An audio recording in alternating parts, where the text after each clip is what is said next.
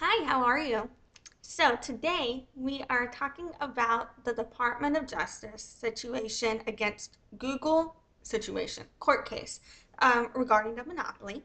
So off the top of my head, if I remember this correctly, we had previously discussed in the last live stream that I did on this situation.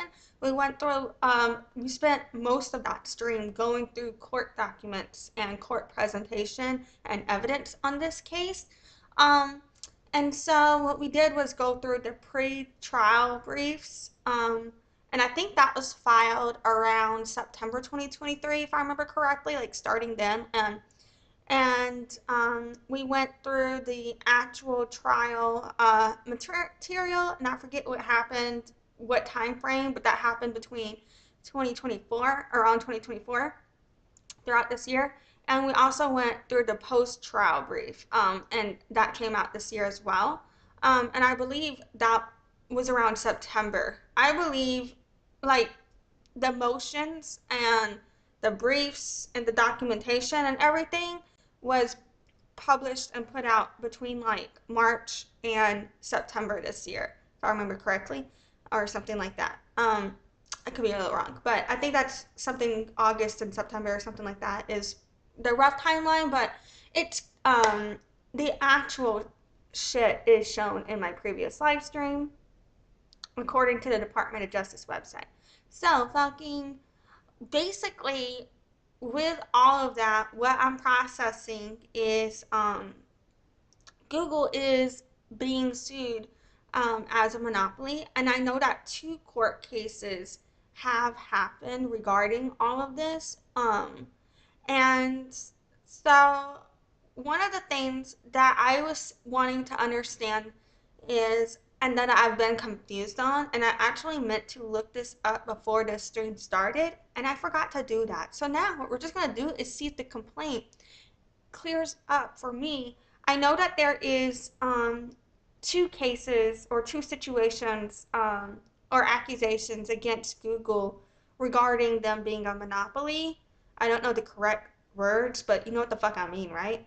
Even if I don't, even if I'm not getting it technically correct, like you know what I meant, like idea wise, I think. Um, but fucking shit. My bad. Why am I like this? What the fuck was I saying? Okay. So fucking I didn't know if this was regarding specifically them as advertisers or as a search engine because I know that they've been accused of being a monopoly in both ways. And so what I wanted cleared up for myself was that because the court documents and the evidence and the trial briefs and all of the legal ease and stuff, um, I understand a lot of the marketing side of what was happening, but I don't understand some of the what the legal terms mean and what the impact of some of what they're discussing means, particularly when it comes to like the Sherman Antitrust Act. I don't know shit about fuck about that. Like, let's be real. You know what I'm saying? But I can tell you about the ad platform, the search engine optimization, and how Google has promoted itself to operate to advertisers and how advertisers are taught that search engine marketing operates. You know what I'm saying? Whether that's organic SEO or paid SEM. You know what I mean? And so fucking that's what I wanted to reflect on today. What we're gonna be reading is the initial complaint filed by the Department of Justice, and I had forgotten to read it last live stream. And then when I was looking at it, I was like, actually, you know what? I'm kind of glad I forgot to read it because it's it's about 60 pages, and I actually do think I want to read the whole thing. So all the other documents and evidence and things we've gone through, some of it we did go through all of it, but a lot of it, we didn't go through every fucking thing. We just went through what I wanted to see of it, which was mostly like introductions for the documentation and things like that, just like specific bits I wanted to see from the few of the presentations. Some of the presentations we went through all of it, some of it we didn't. But yeah, okay. Um, so yeah, today we're gonna read. I think I'm gonna try and get through, if I can, the entire initial complaint that the Department of Justice filed against Google.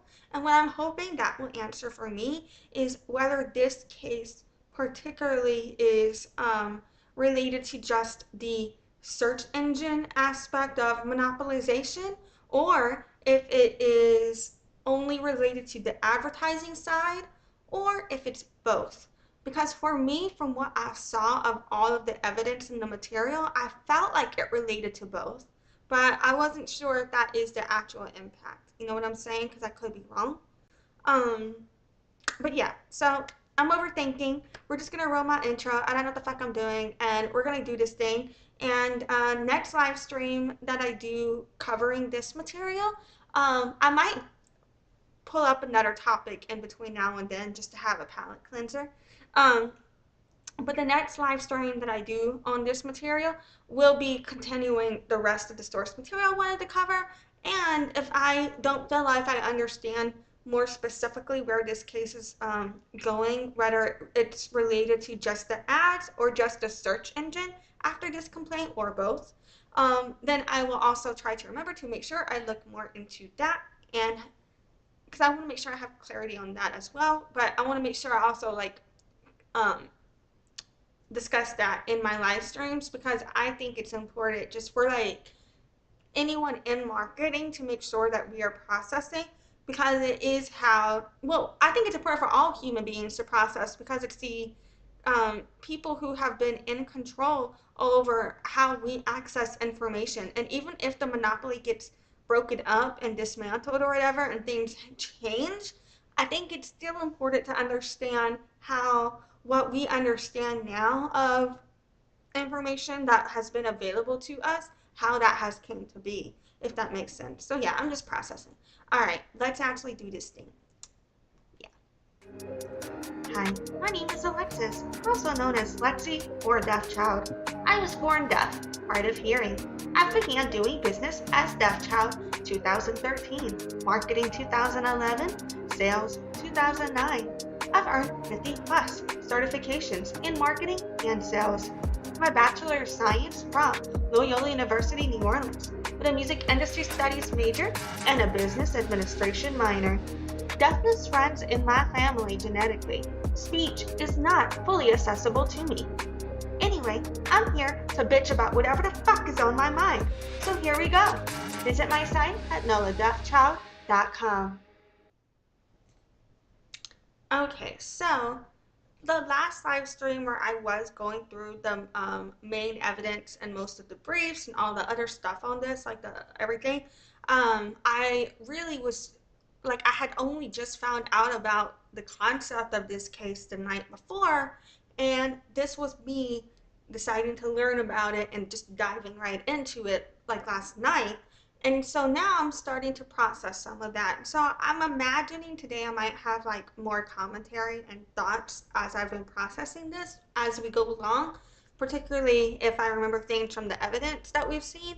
But I'm also going to try my best to not to just try and get through the material too, because even though it's a 64-page document, I think it's like 58 of the pages that we're actually reading.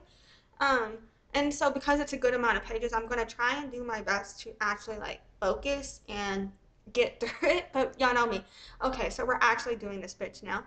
So starting with the complaint, the complaint here says, the United States of America, acting under the direction of the Attorney General of the United States.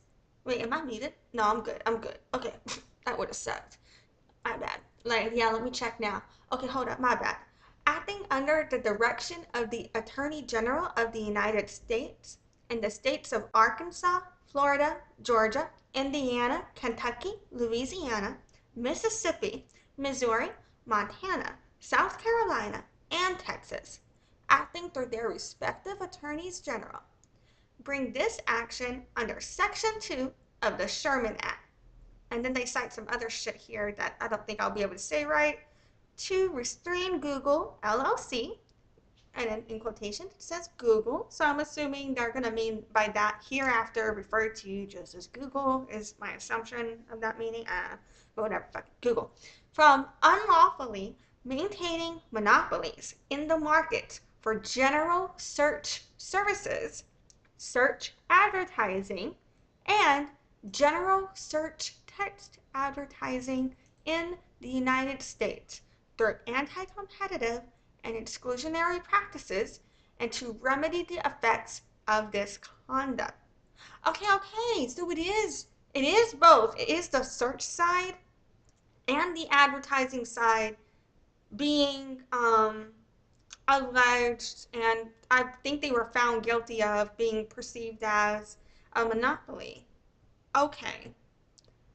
Okay, so it is both. Processing. Processing. I feel like as immediately as I read this, I was like, yeah, that makes sense. That is what the paperwork said last time, right? But it's like when you process so much of that data at once, it's like it takes me, you know what I'm saying, like to go around, and then I'm like, oh, like some shows, you know what I'm saying? I watch them once and I'm like, okay, I get it. But other shows, I need to watch that shit twice. And then I'm like, okay, now I know what really happened. Like, now I see what happened. You know what I'm saying? Like, I don't know if that makes sense, but that's how I am. Um, okay, okay. It's nice to know. Now we're moving into the nature of this action, and it's labeled here as paragraph 1. And then each, or not paragraph, but labeled here as section 1. And then each paragraph is numbered. Is each paragraph numbered in this whole document? It is. Okay. I'm gonna try not to read the paragraph numbers because that'll just get annoying, I think. Um, I don't want to think about how many paragraphs we're reading. But I might read the section numbers if I remember to. Okay, so section 1, nature of this action. 2 decades ago, Google became the darling of Silicon Valley as a scrappy startup with an innovative way to search the emerging internet. That Google is long gone. The Google of today is a monopoly gatekeeper for the internet and one of the wealthiest companies on the planet, with a market value of $1 trillion and annual revenue exceeding $160 billion. For many years, Google has used anti-competitive tactics to maintain and extend its monopolies in the markets for general search services, search advertising, and general text advertising, the cornerstones of its empire. As in many other businesses, a general search engine must find an effective path to consumers for it to be successful. Today, general search engines are I was about to say disturbed. Today, general search engines are distributed primarily on mobile devices, smartphones and tablets, and computers, desktops and laptops. These devices contain web browsers, software applications for accessing information on the internet, and other search access points that call on a general search engine to respond to a user's query. Over the last 10 years, internet searches on mobile devices have grown rapidly, eclipsing searches on computers and making mobile devices the most important avenue for search distribution in the United States. For a general search engine, by far, the most effective means of distribution is to be the preset default general search engine for mobile and computer search access points. Even where users can change the default, they rarely do. This leaves the preset default general search engine with de facto exclusivity. As Google itself has recognized, this is particularly true on mobile devices, where defaults are especially sticky. For years, Google has entered into exclusionary agreements, including tying arrangements, and engaged in anti-competitive conduct to lock up distribution channels and block rivals. So yeah, I know, and with the default situation, it's like the idea of if something's not broke, don't fix it kind of thing, where like people will rarely, unless they want to improve something, like they have a reason to improve it, they rarely go out of their way to fix or change something that is working for them, right? Which is why if it comes with Google as the default setting, people rarely change it. Um, and then in regards to like the exclusionary agreements, including the tying the arrangements and the anti-competitive conduct, in the evidence from the last live stream, they were showing all of these emails, like, and in the email messages and the communication, plus in quotes from the trial, I believe as well, they were able to prove and show how people at Google, they took efforts to hide the chat history and to erase information that could possibly get them in trouble regarding an antitrust lawsuit. And in my opinion, from what I understand of the documentation, if I interpreted this correctly, um, and then yeah, and they were also creating these contracts where they weren't allowing, like Apple or Android and shit like that to change the default settings and things. And like Apple did the math and they would have lost billions of dollars if they tried to compete with their own search engine, so they decided against it as well, is another thing that came out in the court documents. And like all these things were like where if their competitors are trying to be like, instead of like take and using them and just taking their money, if their competitors are trying to say, well, let us do our own thing, they would be like, well, now you don't get the money. And so it was like also like a money thing too, on top of like, so they wouldn't loosen the agreement as well. Um, like it's like an all or nothing, like was something else. If I remember correctly from the documentation that had come out too. So yeah, fucking and then it says Google pays billions of dollars each year to distributors, including popular device manufacturers such as Apple, LG, Motorola, and Samsung. Major U.S. wireless carriers such as AT&T, T-Mobile, and Verizon, and browser developers such as Mozilla, Opera, and UC-Web to secure default status for its general search engine, and, in many cases, to specifically prohibit Google's counterparties from dealing with Google's competitors. Some of these agreements also require distributors to take a bundle of Google apps, including its search apps, and feature them on devices in prime positions where consumers are most likely to start their internet searches. Google's exclusionary agreements cover just under 60% of all general search queries. Nearly half the remaining queries are funneled through Google-owned and operated properties. For example, Google's browser, Chrome.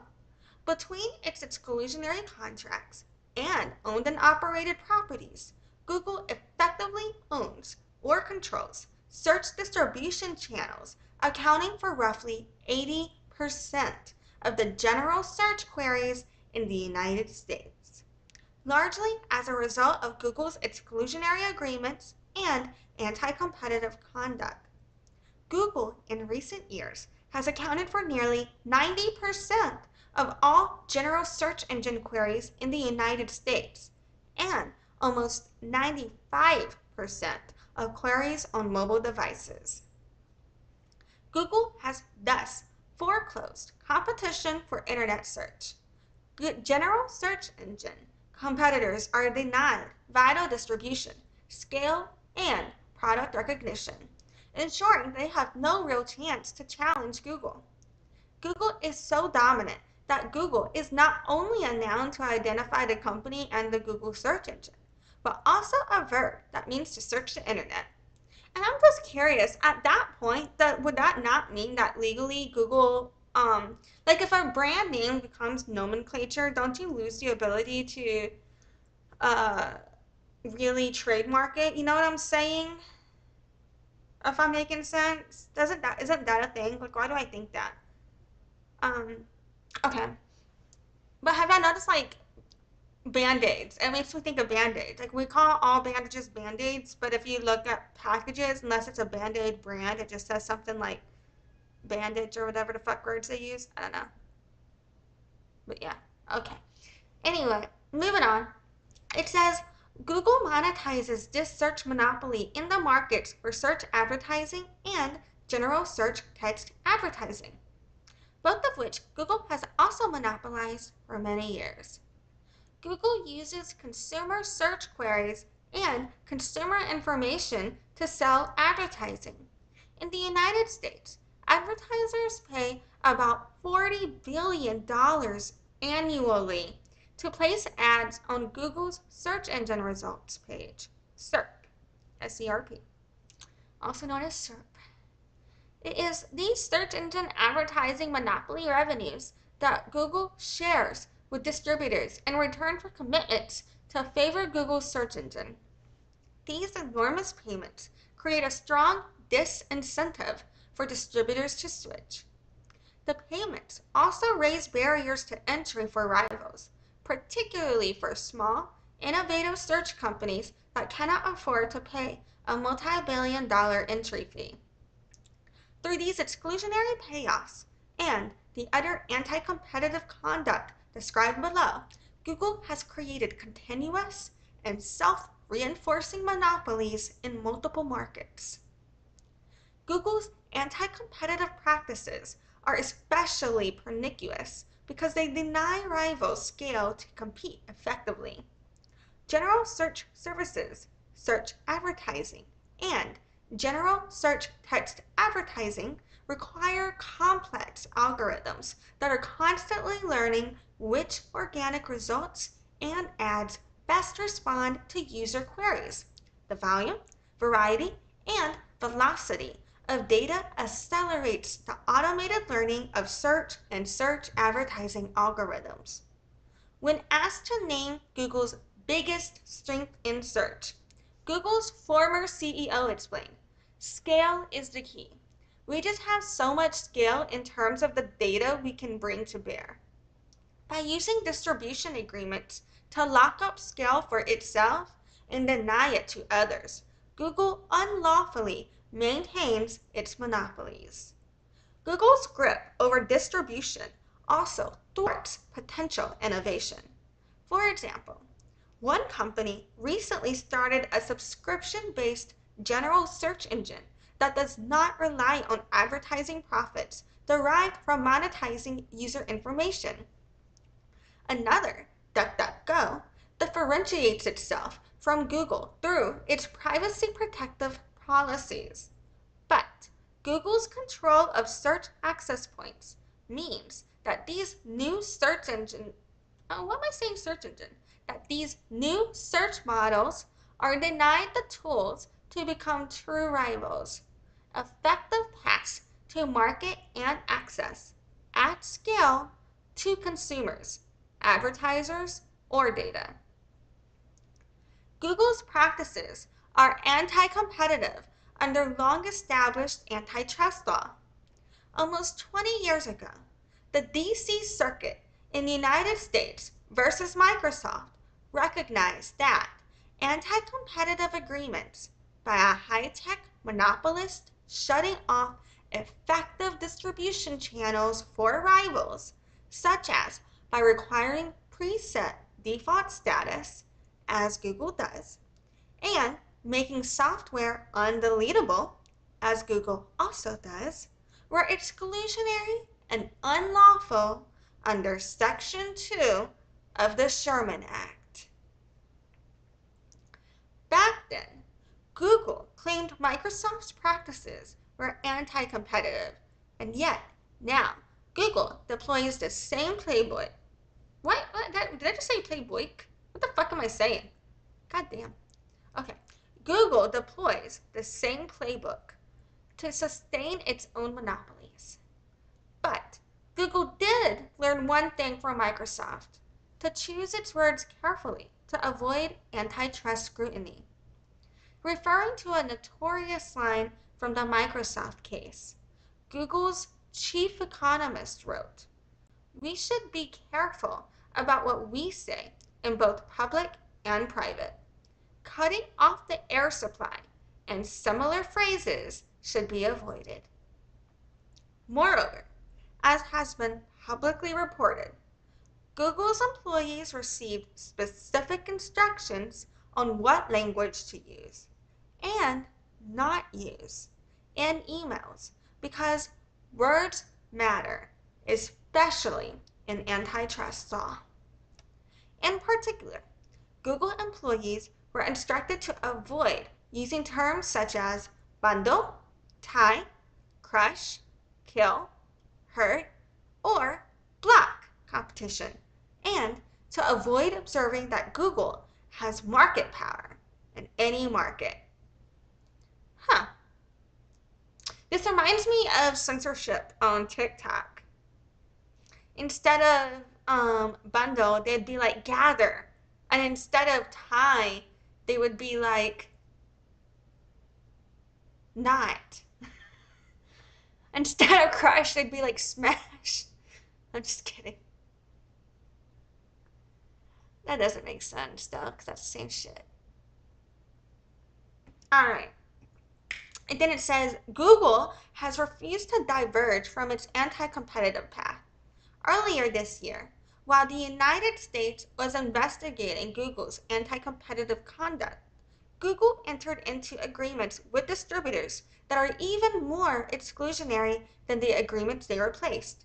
Also, Google has turned its sights to emerging search access points, such as voice assistants, ensuring that they too are covered by the same anti-competitive scheme. And Google is now positioning itself to dominate search access points on the next generation of search platforms. Internet-enabled devices such as smart speakers, home appliances, and automobiles, so-called Internet of Things or IoT devices. Absent a court order, Google will continue executing its anti-competitive strategy, crippling the competitive process, reducing consumer choice, and stifling innovation. Google is now the unchallenged gateway to the internet for billions of users worldwide.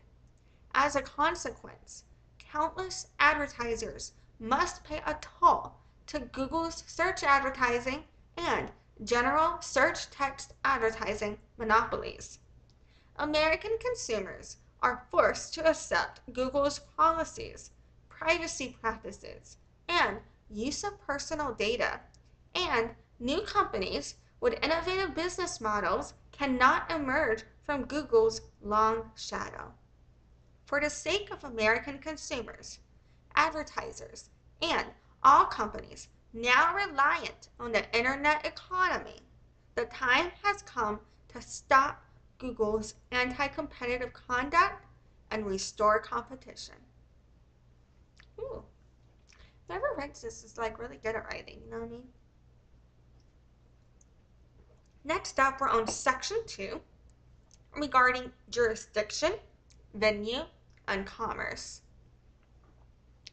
The United States brings this action pursuant to the Section 4 of the Sherman Act to prevent and restrain Google's violations of Section 2 of the Sherman Act. Plaintiffs Arkansas, Florida, Georgia, Indiana, Kentucky, Louisiana, Mississippi, Missouri, Montana, South Carolina, and Texas, by and through their respective attorneys general, bring this action in their respective sovereign capacities and as parens patriae on behalf of the citizens' general welfare and economy of their respective states under their statutory, equitable, or common law powers, and pursuant to Section 16 of the Clayton Act, to prevent and restrain Google's violations of Section 2 of the Sherman Act. This court has subject matter jurisdiction over this action under Section 4 of the Sherman Act. The court has personal jurisdiction over Google. Venue is proper in this district under Section 12 of the Clayton Act and under 28 United States, what the fuck does the C stand for? Is that code? Constitution? C? USC? Whatever the fuck that means. Because Google transact shit. Look, I know how to cite this shit right. So under some law here, because Google transacts business and is found within this district. Google is a limited liability company organized and existing under the laws of the state of Delaware and is headquartered in Mountain View, California. Google is owned by Alphabet Incorporated, a publicly traded company incorporated and existing under the laws of the state of Delaware and headquartered in Mountain View, California. Google engages in and its activities substantially affect interstate trade and commerce. Google provides a range of products and services that are marketed, distributed, and offered to consumers throughout the United States and the plaintiff states, across state lines, and internationally. Now we're going into Section 3, Industry Background. A. Search engines, search advertising, and general text advertising. I can't speak. Oh, let me use Mountain Dew here. Hold up. Here we go. In the early 1990s, computer scientists and entrepreneurs explored different ways to search and index the growing number of internet sites. The first computer program or general search engine that could perform this task was designed in 1990 by a student at McGill University in Montreal and called Archie. Other early general search engines emerged, with different methods of gathering, organizing, and presenting information about internet sites. Google's founders launched their research project, Backrub, on Stanford University's network in 1996. You know what I think is interesting here? So linked in the description of this video, there are 2 lectures that were given at Stanford University where they present monopolization as if it's a positive thing to do. And here, in this lawsuit, where Google is being sued because of being a monopoly, they discuss where Google's founders launched their research project Backrub on Stanford University's network in 1996. Isn't that funny? What a coincidence. Who could have seen that coming? Anyway, moving on. It says, most modern general search engines use software to crawl the internet, indexing web pages and the information within them. As Google explains, the web is like an ever-growing library with billions of books and no central filing system. We use software known as web crawlers to discover publicly available web pages. Crawlers look at web pages and follow links on those pages, much like you would if you were browsing content on the web. They go from link to link and bring data about those web pages back to Google servers. When a search user enters a query into a general search engine, the software uses algorithms to evaluate the relevance of information on any given web page to the user's query. Depending on the query, some general search engines may also search selected proprietary databases for pertinent information to offer additional, specialized search results. The general search engine then delivers the results on the search engine results page with links to and short descriptions of web pages the algorithm has curated and ranked. Sometimes the general search engine will serve ads with the search results. Given the internet's enormous breadth and constant evolution, establishing and maintaining a commercially viable general search engine is an expensive process. Google's search index contains hundreds of billions of web pages and is well over 100 million gigabytes in size. Developing a general search index of this scale, as well as viable search algorithms, would require an upfront investment of billions of dollars. The costs for maintaining a scaled general search business can reach hundreds of millions of dollars a year. General search engines are one-stop shops consumers can use to search the internet for answers to a wide range of queries. The United States has only 3 general search engines that crawl the internet: Google, Bing, and, to a lesser extent, privacy-focused search provider DuckDuckGo. DuckDuckGo combines search results from different sources, including Bing, depending on the search query. A fourth general search engine, Yahoo, does not currently crawl the internet and instead purchases search results from Bing. Consumers can find certain specialized information online using sources other than general search engines. For example, consumers can search retail marketplaces such as Amazon or eBay to shop for products, or go to Expedia or Priceline to compare airfares. Search sites that offer users a narrower, focused set of answers to queries are specialized search engines. Specialized search engines are often able to give users deeper topical results than general search engines by using specialized data or information gathered from users or supplied by third parties. Most general search engines do not charge a cash price to consumers. At least one, Bing, even offers to pay consumers rewards for using its general search engines. That does not mean, however, that these general search engines are free. When a consumer uses Google, the consumer provides personal information and attention in exchange for search results. Google then monetizes the consumer's information and attention by selling ads. Search advertising first appeared on Google in 2000. During that same year, Google launched AdWords, its buying platform for search ads. 2 years ago, Google rebranded AdWords as Google Ads. To sell ads on its search engine result page in 2002, Google adopted auctions for keywords.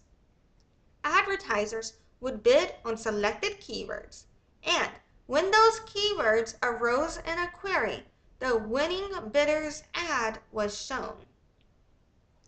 At that time, Google also started using a compensation scheme where advertisers pay only when the users click on the ad, known as cost per click pricing. Some search engine result page displayed multiple ads.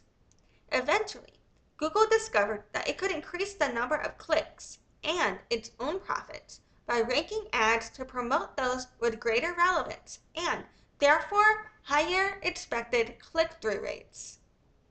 To help determine placement of ads, Google still uses a quality score based on various factors. Advertisers use various types of ads to achieve different objectives. Marketers and advertisers typically refer to a purchase funnel or customer acquisition funnel to describe the average customers the average consumer's various states of mind leading up to a potential purchase and to a type of advertising most effective at each state. The following is an illustration of the purchase funnel, and it shows the consumer purchase funnel, and it starts from top of funnel going through middle and bottom, and it goes through ad recall, brand awareness, brand interest, consideration, favorability, intent, and purchase. And this is figure 1. And then it says, search ads enable advertisers to target potential customers based on keywords entered by these users. At the exact moment, users expressed interest in the topic of the queries. For this reason, search ads are lower in the purchase funnel, closer to the consumer's ultimate intent to make a purchase, than other types of ads that are primarily intended to drive brand awareness. The ability of search ads to provide advertising based on a consumer's self-disclosed interests when the consumer is actively seeking information makes search ads uniquely valuable to advertisers. Historically, general search engines, such as Google, sold only general search text ads. General search text ads resemble the organic search results that appear on a search engine result page, what Google refers to as the 10 blue links, but with a subtle notation that they are ads or sponsored. Google describes its text ads as follows. Text ads on the search network show above and below Google search results. It has 3 parts: headline, text, a display URL, and description text. And this is figure 2. Over time, general search engines also began to sell some specialized search ads, which promoted specific categories of goods and services, such as retail products, hotel rooms, or local services, such as locksmiths and plumbers. Figure 3 shows a Google search engine result page that includes, from top to bottom, specialized search ads, in this case, Google shopping ads, designed specifically to sell retail products, a general search text ad, and an organic search result. Some specialized search providers also sell search ads. For example, advertisers can buy specialized search ads for goods sold on Amazon, hotels presented on Expedia, and local services listed on Yelp. As the number of users of a general search engine grows, advertisers benefit because they want their marketing campaigns to reach large groups of consumers. But users do not benefit from indirect network effects in an equivalent way. As Google's chief economist has explained, users do not decide which search engine to use based on the number of advertisers. Today, the search advertising business in the United States is enormous, over $50 billion per year, and dominated by Google. Because of Google's user base and scale, the company's search ads have become a must-have for many advertisers. Advertising agencies and larger companies often have entire groups that manage search advertising, mostly focused on Google. Next, we're moving into the importance of scale. And this is going to be item number B regarding industry background. Scale is of critical importance to competition among general search engines for consumers and search advertisers. Google has long recognized that without adequate scale, its rivals cannot compete. Greater scale improves the quality of a general search engine's algorithms, expands the audience reach of a search advertising business, and generates greater revenues and profits. The additional data from scale allows improved automated learning for algorithms to deliver more relevant results, particularly on fresh queries, queries seeking recent information, location-based queries, queries asking about something in the searcher's vicinity, and long-tail queries, queries used infrequently. Scale is also important for search advertising because advertisers pay more to buy ads from a search provider with a large audience of potentially interested customers. Google can deliver enormous audiences, especially in mobile, which its competitors cannot. Google Scale also enables it to better discern which ads are most relevant for which queries. Further, to recoup the large investment in creating and maintaining a general search engine, scale is critical to generating the necessary revenues and profits. Even a competitor that syndicates its search results from other general search engines must make substantial investments to compete. The most effective way to achieve scale is for the general search engine to be the preset default on mobile devices, computers, and other devices, as described in more detail below. Now we're moving into C, general search engine distribution and default status regarding industry background. Okay. Search is like many other businesses in that the owners of general search engines can benefit greatly from a network of distributors to get their products to consumers. Distribution of general search engines takes place primarily through search access points, such as browsers and search apps, typically located on multiple devices and computers. More recently, searches have become available on Internet of Things devices. General search service providers can enter into agreements with various distributors, including computer and mobile device manufacturers, cell phone carriers, and browser developers to secure preset default status on consumer and mobile device search access points. New computers and new mobile devices generally come with a number of pre-installed apps and out-of-the-box settings. Computers and mobile devices generally have apps pre-installed that include search access points, such as browsers, search apps, and widgets, and voice assistants. Mobile devices may also have hardware features, such as home button, triggering a voice assistant that a consumer can use to invoke apps with search functionality. Each of these search access points can, and almost always, does have a preset default general search engine. Being the preset default general search engine is particularly valuable because the consumers rarely change the preset default. And I think this is item number 1 under the general search engine distribution and default status of industry background. We have item number 1, the mobile search distribution channel. So, with roughly 60% of searches, mobile devices represent the largest and over the last 5 years, fastest growing search distribution channel. In the United States, Apple iOS devices, those running on Apple's proprietary mobile operating system, account for roughly 60% of mobile device usage. Apple's iOS is a closed ecosystem. Apple does not license iOS to third-party mobile device manufacturers.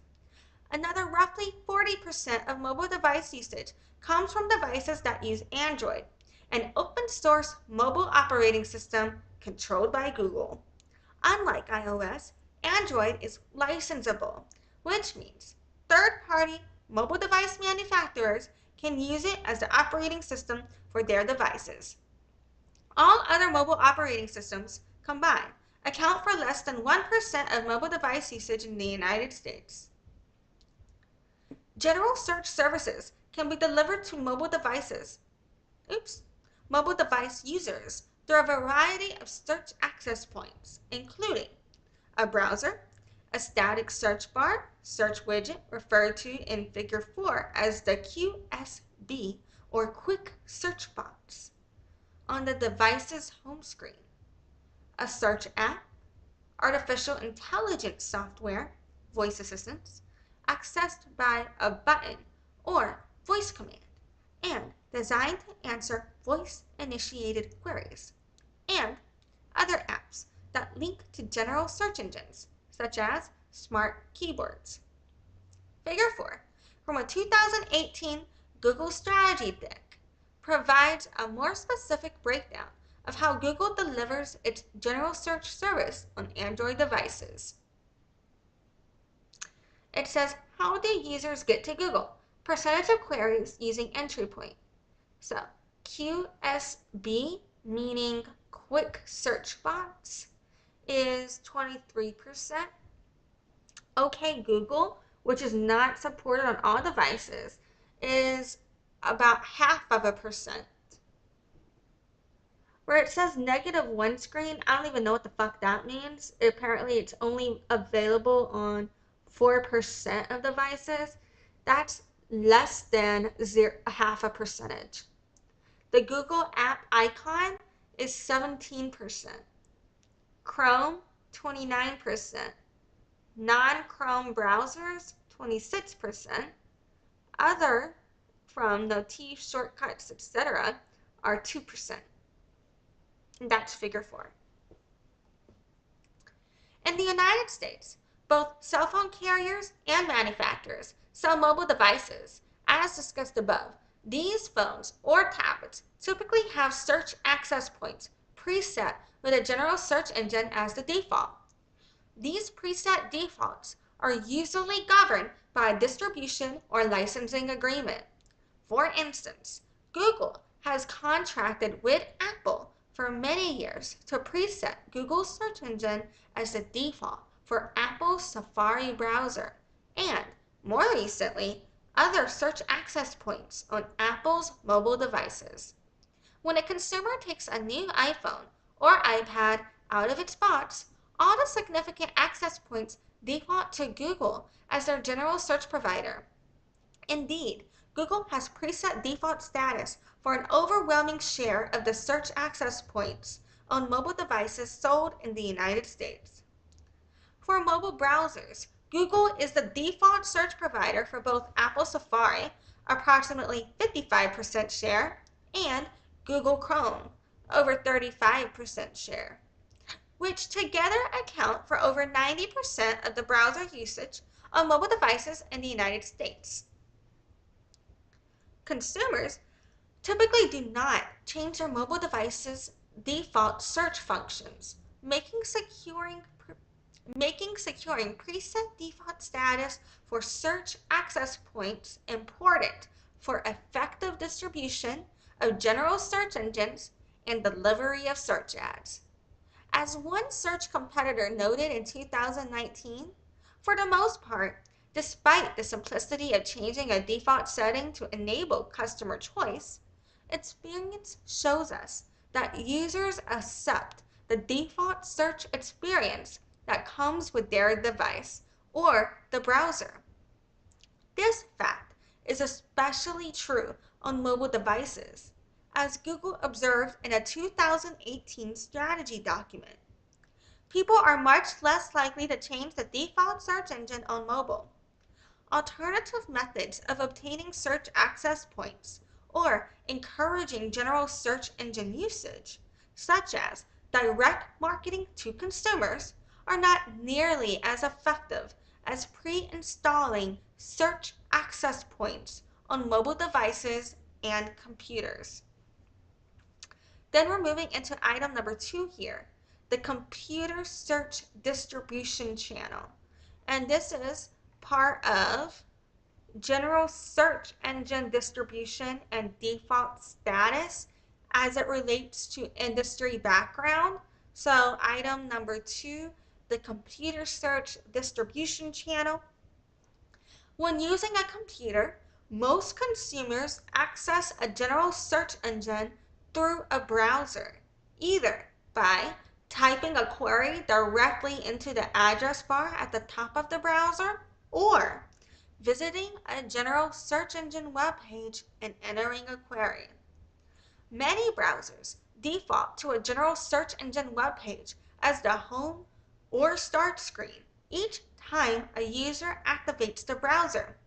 This offers a convenient way to start their search experience. In the United States, Google Chrome is the leading computer browser with almost 60% market share. Apple's Safari browser has approximately 16% share on computers. Mozilla's Firefox has approximately 7% share, and Microsoft's Edge and Internet Explorer together have approximately 15% share. Other small browsers have a combined share of less than 4%. With the exception of Microsoft, most browser developers have agreed with Google to preset its search engine as the default search provider. Preset default settings are important for computers. Consumers may not understand that they can change the browser's preset default general search engine, or consumers may not bother to invest the time to make such a switch.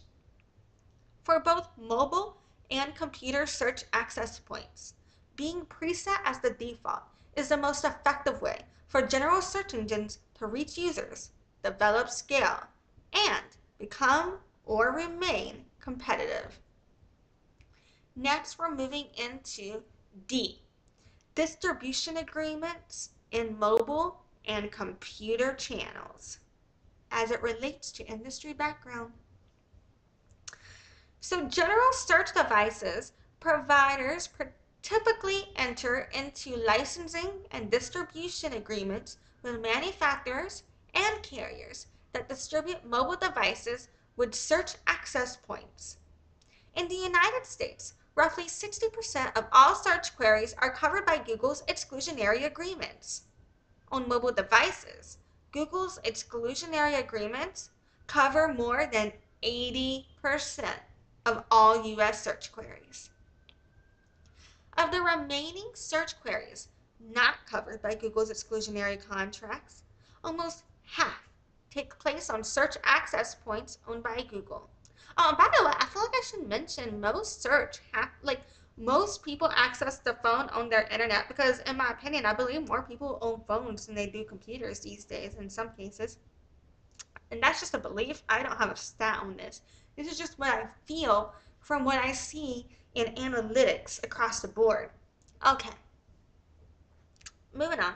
It says Google is a vertically integrated search provider and distributes search in part through several of its own properties, including, for example, its browser, Chrome, and phone, Pixel.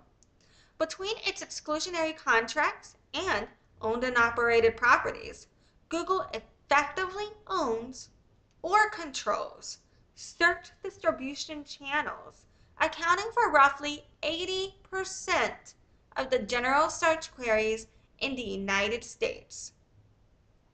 Google's distribution agreements come in three basic types, with the specific terms of each agreement depending upon the counterparty and the search access points at issue.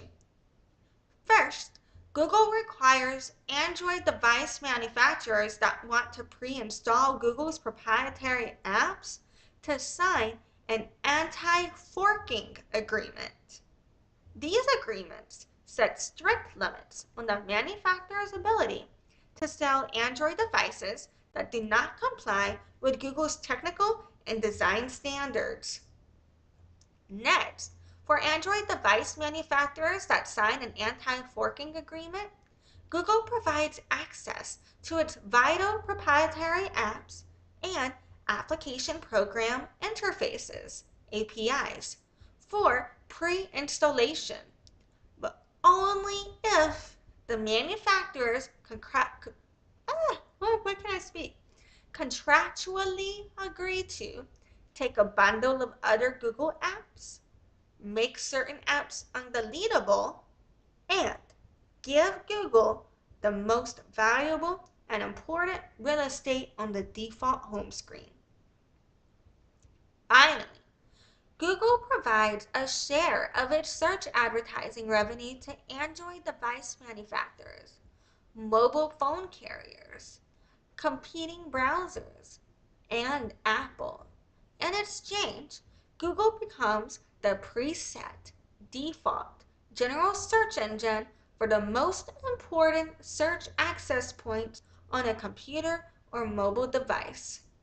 As a practical matter, users rarely switch to preset default general search engine.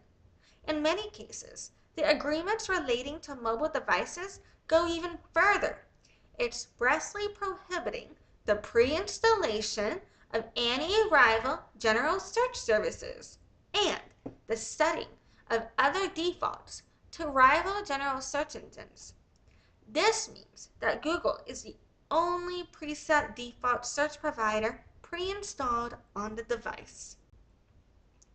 These agreements work exactly as Google designed them, to foreclose distribution to Google search rivals, weakening them as competitive alternatives for consumers and advertisers by denying them scale.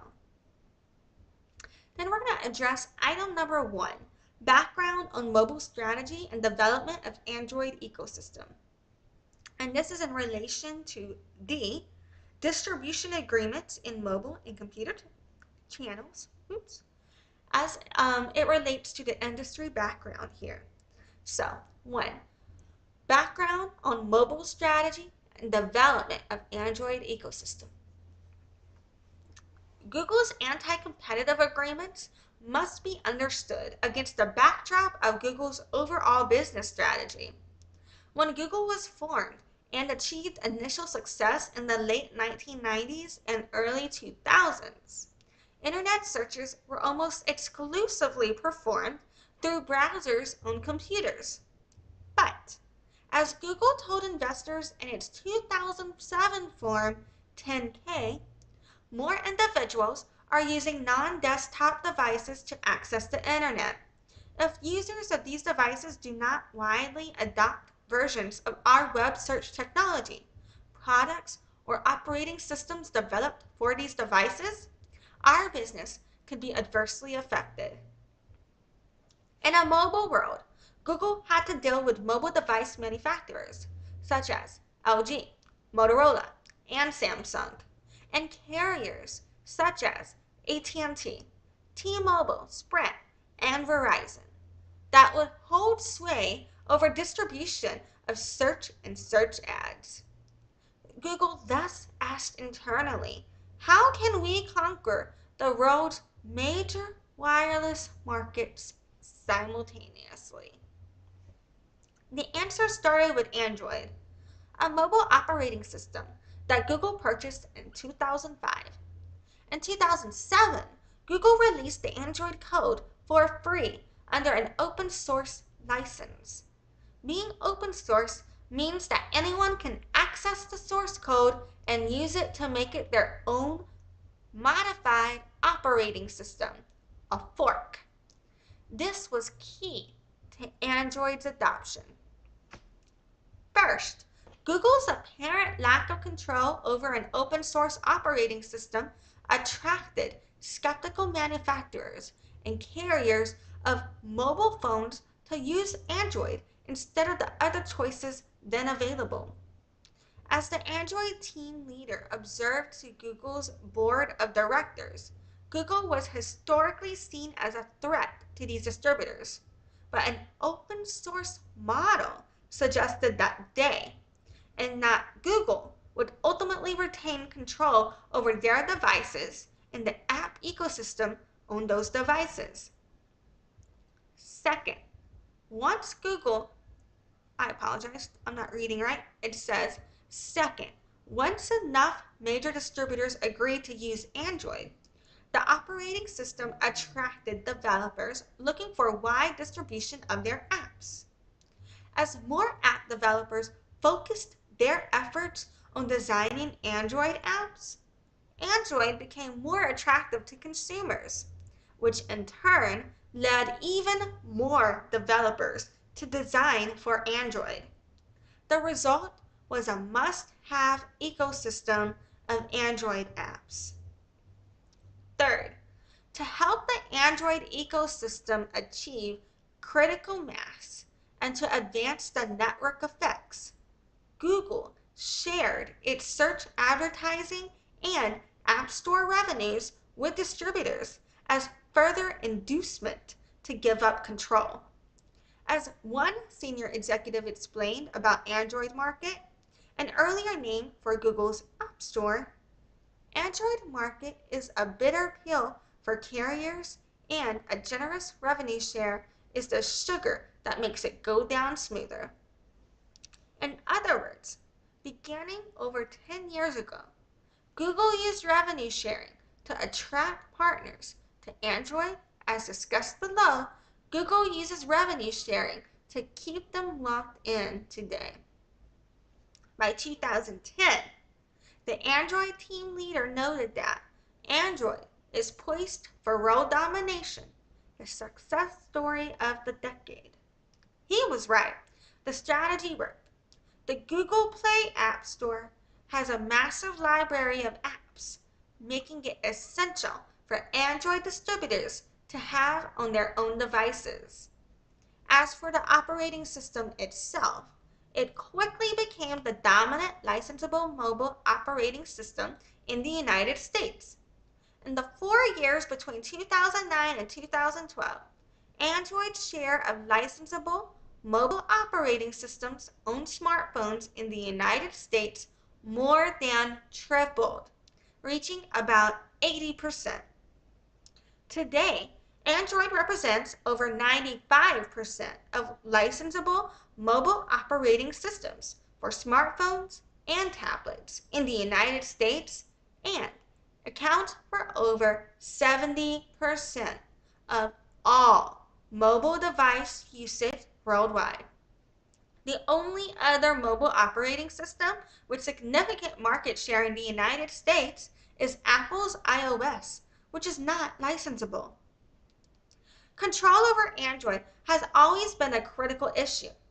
As Google's Android team leader asked at the time, how do we retain control of something we gave away? Google's answer is the set of contractual carrots and sticks discussed below that empower Google to own the ecosystem and help thwart any alternative mobile ecosystem from developing that could support a different search provider. Google's exclusionary agreements. So we have the anti-forking agreements, the Anti-Fragmentation Agreement, anti-forking agreements with Android device manufacturers. We also have Compatibility Definition Document, which are technical standards required for both ACC and APA. ACC is Android Compatibility Commitment, anti-forking agreements with Android device manufacturers, new as of 2017. This led to Preinstallation Agreements, which had anti-forking agreements required. And this also involves the MADA, Mobile Application Distribution Agreement, which is the GMS, I'm assuming Google Mobile System or something like that is what I'm assuming, maybe I'm wrong. Pre-installation agreements with Android device manufacturers. Oh, it just tells me here. GMS stands for Google Mobile Services, a bundle of APIs and Google apps. GPS, Google Play Services, not that GPS. APIs, application program interfaces, that allow for features not included with open source Android, such as push notifications. And core apps, Play Store, Google Search app, Chrome browser, YouTube, Gmail, Google Maps, which is also connected with Revenue sharing agreements involving the device must be covered by pre-installation agreements, and the device must be covered by anti-forking agreement. And this involves the RSA, or Revenue Sharing Agreement, which is where search adds revenue sharing agreements with carriers and manufacturers. And this also involves MIA, Mobile Incentive Agreement, which is the replacement for some manufacturer revenue sharing agreements. And this is figure 5.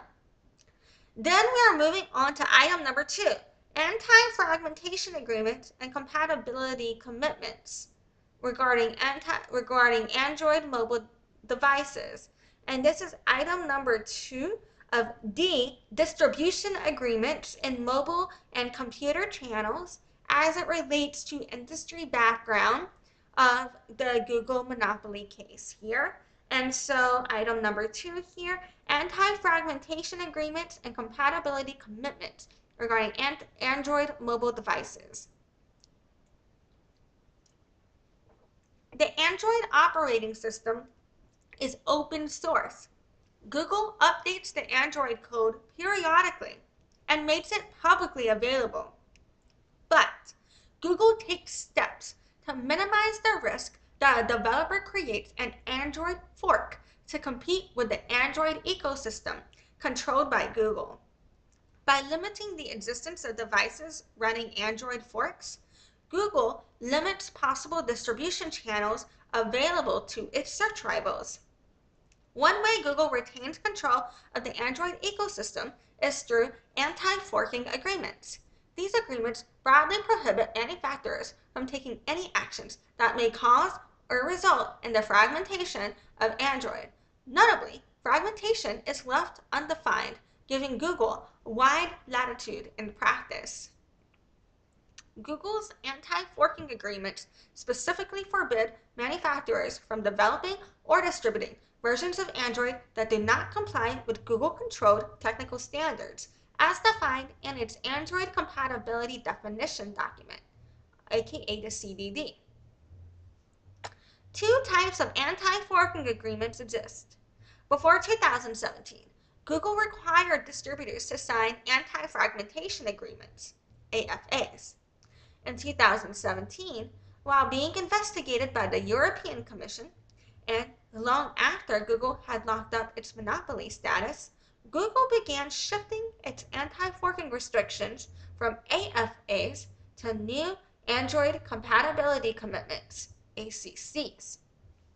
Today, Google has an AFA or ACC with the leading Android device manufacturers, including LG, Motorola, and Samsung. ACCs are marginally less onerous than AFAs because they allow manufacturers to build devices or components for third parties to sell to consumers, even if those devices or components do not comply with Google's technical standards. But ACCs, like AFAs, prohibit signatories from manufacturing Android forks of their own, distributing devices with Android forks, or using their powerful brands to market forks on behalf of third parties. Most well-known Android manufacturers are bound by AFAs or ACCs. The AFAs and ACCs do not just restrict manufacturers' ability to build and distribute innovative versions of mobile phones. Over time, Google has extended the Android CDD such that its specifications apply to tablets and emerging technologies such as smart TVs, watches, and automotive devices. Manufacturers that hope to release Android-based versions of these products must comply with Google standards as well. I wonder how the legal case regarding the monopoly case and the outcome of it could be impacting these contracts. So, next up, we're moving into item number 3, mobile application distribution agreements for Android mobile devices. And this is item number 3 under the distribution agreements in mobile and computer channels as it relates to the industry background on the Google monopoly case. So we're looking at mobile application distribution agreements for Android mobile devices. Manufacturers agree to anti-forking agreements in part because they are a precondition to receiving a license to distribute devices with must-have proprietary Google apps and APIs, the set of technical specifications that enable software applications to communicate with each other, operating systems, and hardware. This license is provided only through pre-installation agreements, called Mobile Application Distribution Agreements, or MADAs. Leading Android device manufacturers, such as LG, Motorola, and Samsung, are MADA licensees. Over time, Google has chosen to include important features and functionality in Google's own ecosystem of proprietary apps and APIs rather than the open source Android code. Google refers to this proprietary layer as Google Mobile Services, GMS. Google Mobile Services includes many popular apps such as Google's Search app, Chrome, YouTube, and Google Maps. Google Mobile Services also includes Google Play, Google's App Store. An app store is one of the most valuable features of a mobile device because it offers access to compatible apps that do not come pre-installed on the device. Google Play offers about 3 million apps, more than any other app store, including Apple's App Store, which is compatible only with Apple devices. More than 90% of apps on Android devices are downloaded through Google Play. For years, Google Play has been the only commercially significant app store option for Android manufacturers. Another key part of Google Mobile Services is the set of APIs that allow developers to access certain important features. The APIs available within Google Mobile Services are part of Google Play Services, which they're calling GPS, not that GPS. Google Play Services allow apps, including third-party apps, to perform functions that are not possible using the open source version of Android. For example, using the open source Android system, third-party apps cannot provide basic push notifications, enable in-app purchases through Google Play, or use data from Google Maps to have these functionalities. Third-party apps must use Google Play services. The integration of key functions with Google Play services makes it more difficult for third-party Android developers to port their apps to Android forks because the apps are designed to interact with Google's proprietary APIs. And as the functionality gap between open source Android apps and Google's proprietary apps grows, developers are more dependent on Google Play services. I'm burping over here. Signing a pre-installation agreement is the only way for an Android device manufacturer to pre-install any Google app, including Google Play. It is also the only way an Android device manufacturer can gain access to Google Play Store and the APIs many developers need for their apps to work properly, at least without expensive and time-consuming reprogramming. But any manufacturer installing Google Play or Google Play services must pre-install a full suite of apps identified by Google, including the search access points most frequently used by consumers: Chrome, Google Search app, Google Search widget, and Google Assistant. Google's search engine is the default on all these search access points. Indeed, Google uses the MADAs to control the appearance of Android devices, requiring the manufacturer to place the Google Search widget on the home screen and to pre-install Chrome, the Google Search app, and other apps apps in a way that makes them undeletable by the user. Moreover, before 2017, most MADAs also required manufacturers to set Google as the default general search engine for all key search access points on any device with pre-installed Google apps. These requirements are now found in the revenue sharing agreements discussed below. And now we're moving into item number 4, revenue sharing agreements, Android mobile devices. And this is again in relation to distribution agreements in mobile and computer channels as it relates to industry background for this Google monopoly case. And we are addressing revenue sharing agreements for Android mobile devices. So Google enters into search revenue sharing agreements, RSAs, with Android manufacturers and carriers. Google generally requires exclusive distribution as the sole preset default general search service on an ever-expanding list of search access points. In exchange, Google remits to these companies a percentage of search advertising revenue. Google offers revenue share to Android device manufacturers only if they are MADA licensees, and Google offers revenue share to carriers only for devices built by manufacturers that are MADA licensees. The leading U.S. carriers, AT&T, T-Mobile, and Verizon, and the leading Android device manufacturer, Samsung, have RSAs with Google, revenue sharing agreements. And I feel like, I wonder if they say MADA instead of, I said MADA, not MAGA. See, this is why I've been saying MADA, because I don't want to put, because the captioner put MAGA when I was trying to say, I wonder if they say MADA and not MADA.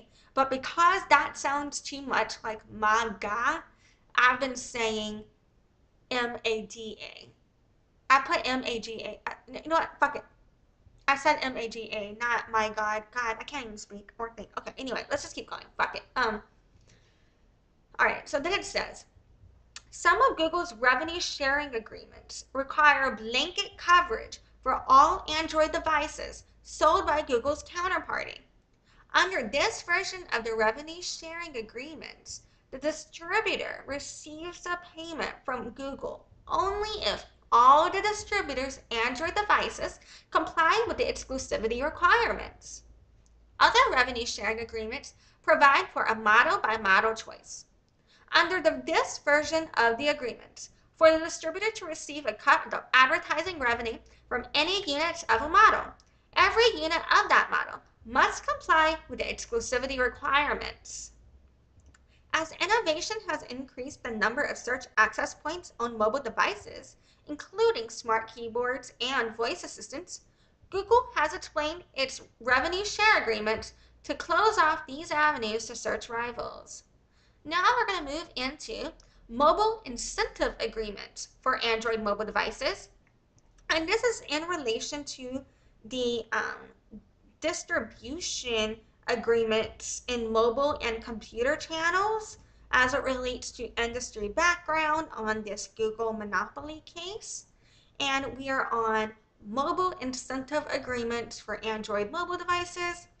It says, in Google's latest round of negotiations with some Android manufacturers, Google has replaced RSAs with mobile incentive agreements, MIAs, under which Google pays manufacturers to forego pre-installing rival general search services on their Android devices and comply with a significant number of incentive implementation requirements, including preloading up to 14 additional Google apps. LG and Motorola have mobile incentive agreements with Google. To maximize payments under the mobile incentive agreements, the manufacturers must also set Google as a default for all search access points on nearly all of their devices. Moreover, Google generally retains sole discretion to determine what constitutes a search access point, and thus controls the coverage of its exclusive contracts. Although the mobile incentive agreements changed the payment structure for certain manufacturers, the agreements achieved the same end as their predecessors, search exclusivity for Google. Today, Google has revenue sharing agreements, or mobile incentive agreements, with all major US carriers and Android device manufacturers, as well as a number of smaller carriers and manufacturers. Google's revenue sharing agreements and pre-installation agreements with Android device manufacturers together account for more than 30% of mobile device usage in the United States.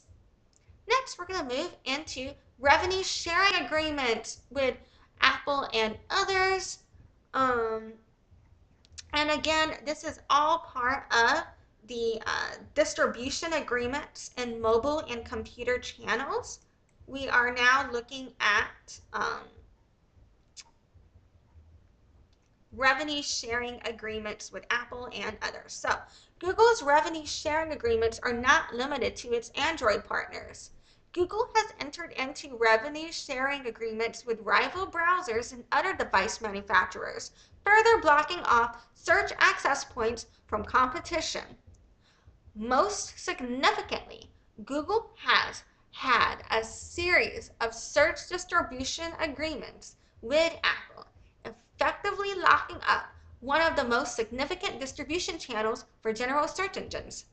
Apple operates a tightly controlled ecosystem and produces both the hardware and the operating system for its popular products. Apple does not license its operating systems to third-party manufacturers and controls pre-installation of all apps on its products. The Safari browser is the pre-installed default browser on Apple computer and mobile devices. Apple devices account for roughly 60% of mobile device usage in the United States. Apple's Mac OS accounts for approximately 25% of the computer usage in the United States. In 2005, Apple began using Google as the preset default general search engine for Apple's Safari browser. In return, Google gave Apple a significant percentage of Google's advertising revenue derived from the search queries on Apple devices. 2 years later, Google extended this agreement to cover Apple's iPhones. In 2016, the agreement expanded further to cover additional search access points. Siri, Apple's voice-activated assistant, and Spotlight, Apple's system-wide search feature, making Google the preset default general search engine for both services. Today, Google's distribution agreement with Apple gives Google the coveted preset default position on all significant search access points for Apple computers and mobile devices. Today, Google has revenue sharing agreements with nearly every significant non-Google browser other than those distributed by Microsoft, including Mozilla's Firefox, Opera, and UC Web. These agreements generally require the browsers to make Google the preset default general search engine for each search access point on both their web and mobile versions. All right, now we'll be moving out of the industry background portion, and we are going into section 4 here as it relates to relevant markets. And before we do that, I just want to remind you guys, if you're near Houston, Texas, near Pasadena, Texas, and you're looking for a tattoo, check out the VIII Studio Ink by Cast Tattoo.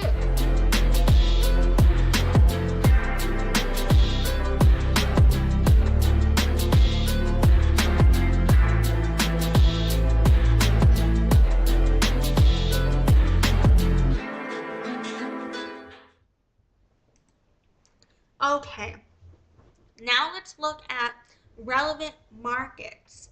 So, we have, starting with A, general search services in the United States.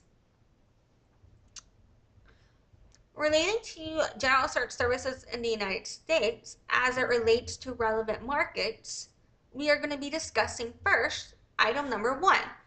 General search services in the United States is a relevant antitrust market. So, general search services in the United States is a relevant antitrust market.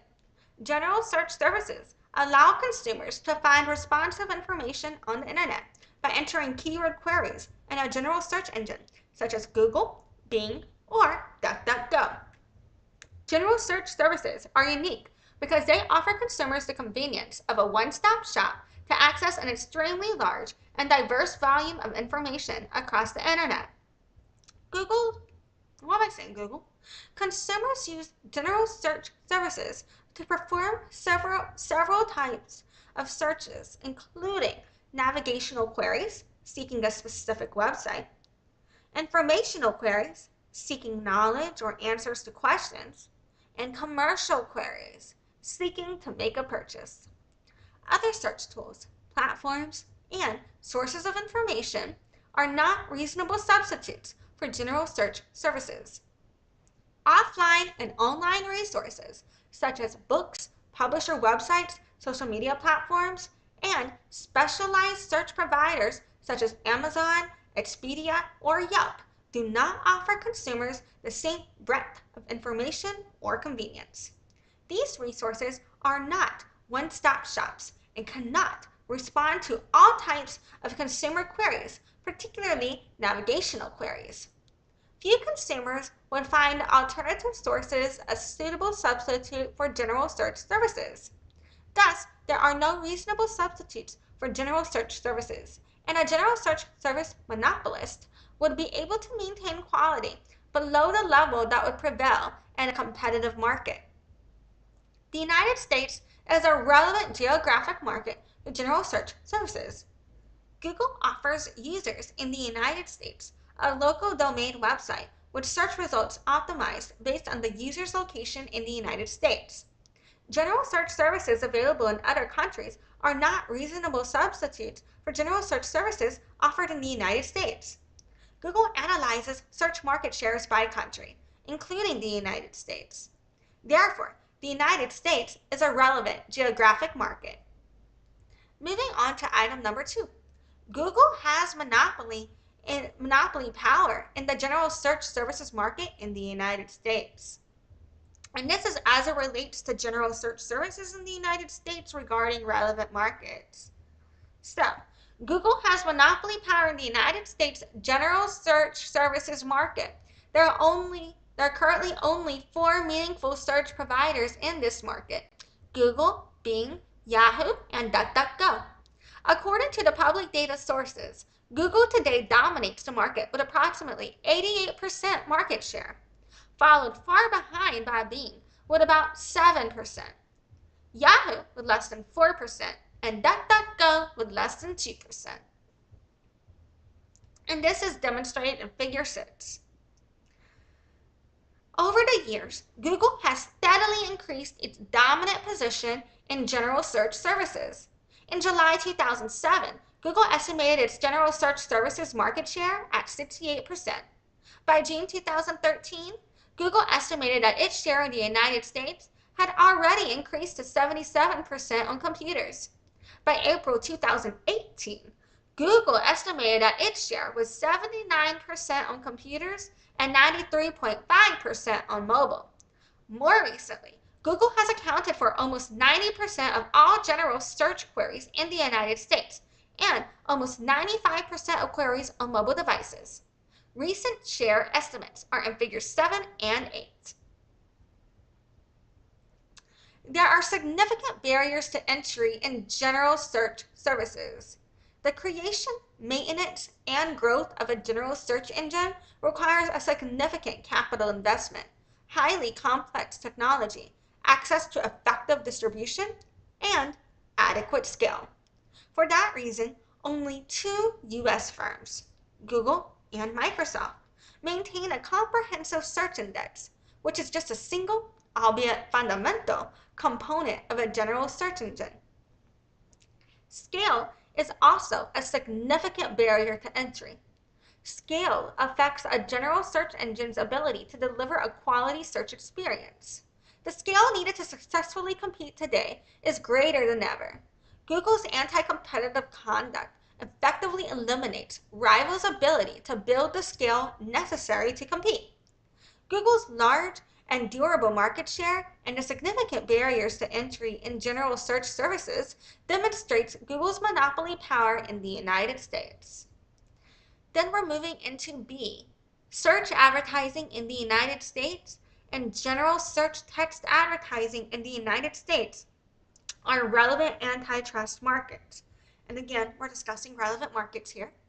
And item number 1, search advertising is a relevant product market. Search advertising in the United States is a relevant antitrust market. The search advertising market consists of all types of ads generated in response to online search queries and other specialized search ads offered by general search engines and specialized search providers such as Amazon, Expedia, or Yelp. Search ads enable advertisers to target marketing messages in real time in response to queries entered by a consumer. Thus, a user's generated search query has the important function to an advertiser of revealing the searcher's intent. The ability of search ads to respond to consumers' inquiries at the moment the consumer is investigating a subject relevant to an advertiser's product or service makes these ads highly valuable to advertisers and distinguishes them from other types of advertising that cannot be similarly targeted, whether online or offline. Other forms of advertising are not reasonably substitutable for search ads. For example, offline ads such as newspaper, billboard, TV, and radio ads cannot be targeted as a specific consumer based on the consumer's real-time, self-disclosed interests. Similarly, other forms of online ads, such as display ads or social media ads, do not enable advertisers to target customers based on specific queries and are generally aimed at consumers who are further from the point of purchase. As Google's chief economist explained, one way to think about the difference between search and display versus brand advertising is to say that search ads help satisfy demand while brand advertising helps to create demand. And display and search advertising are complementary tools, not competing ones. Few advertisers would find alternative sources a suitable substitute for search advertising. Thus, there are no reasonable substitutes for search advertising, and a search advertising monopolist would be able to maintain prices above the level that would prevail in a competitive market. Now let's look into number 2. General search text advertising is a relevant product market as it relates to search advertising in the United States and general search text advertising in the United States being relevant antitrust markets for relevant markets in this case here. So it says there is also a relevant product market for general search text advertising that is wholly contained within the broader search advertising market. General search text ads are sold by general search engines, typically placed just above or below the organic search results on a search engine result page, and resemble the organic results that appear on a general search engine result page, with a subtle notation that they are ads or sponsored. In contrast, other types of search ads, specifically specialized search ads, typically are visually different from general search text ads and convey different types of information. For example, a Google Shopping ad normally includes an image of the product, its price, and star-based ratings. See Figure 3. In 2018, general search text ads accounted for close to 85% of Google's search ads revenue. General search text ads are distinct from specialized search ads in ways that limit their substitutability. Did I say that right? Substitutability. Close enough. For most purposes, including their scope of coverage, purpose, format, and sales process. Indeed, for many advertisers that purchase general search text Indeed, for many advertisers that purchase general search text ads, there are no reasonable alternatives for these ads, which renders these advertisers particularly vulnerable to targeted price increases. General search text ads on Google are vitally important for many different types of advertisers, including companies that prefer to sell directly to consumers from their own websites and companies that want to protect their brand names on Google. General search text ads can be delivered in response to search queries related to any subject that users explore on the internet. General search text ads are offered predominantly by the two companies that operate general search engines, Google and Microsoft Bing. Bing also syndicates general search text ads for Yahoo and DuckDuckGo. By contrast, other kinds of search ads are provided by specialized search providers in response to narrower and deeper searches in their areas of specialization, such as retail, for example, Amazon, travel, such as Kayak, or local, such as Yelp.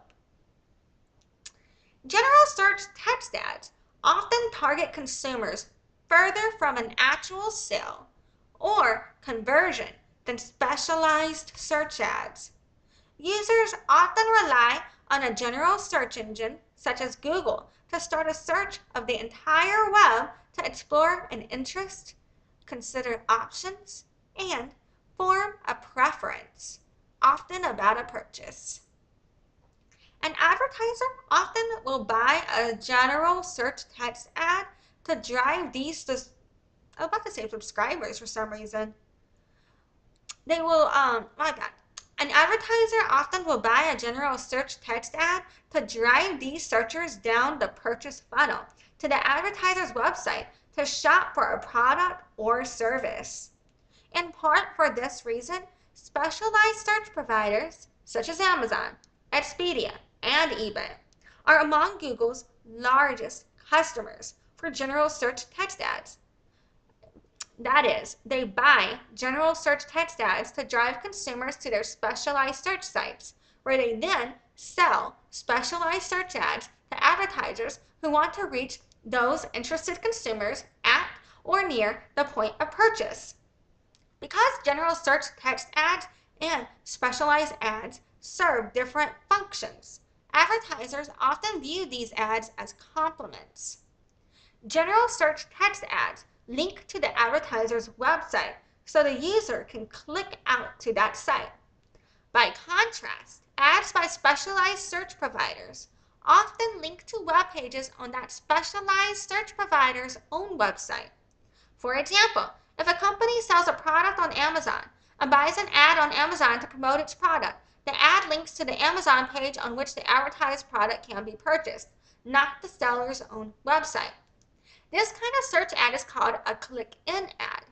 Thus, general search text ads can be purchased by advertisers that do not sell their products or services on specialized search sites, such as Amazon, as well as advertisers that prefer to sell their products or services directly to consumers. Few general search text advertisers would find alternative sources a suitable substitute for general search text advertising. Thus, there are no reasonable substitutes for general search text advertising, and a general search text advertising monopolist would be able to maintain prices above the level that would prevail in a competitive market. Now let's address item number 3. The United States is a relevant geographic market as it relates to search advertising in the United States and general search text advertising in the United States are relevant antitrust markets. Regarding relevant markets here, we are addressing now item number 3. The United States is a relevant geographic market. The United States is a relevant geographic market for both the search advertising and the general search text advertising markets.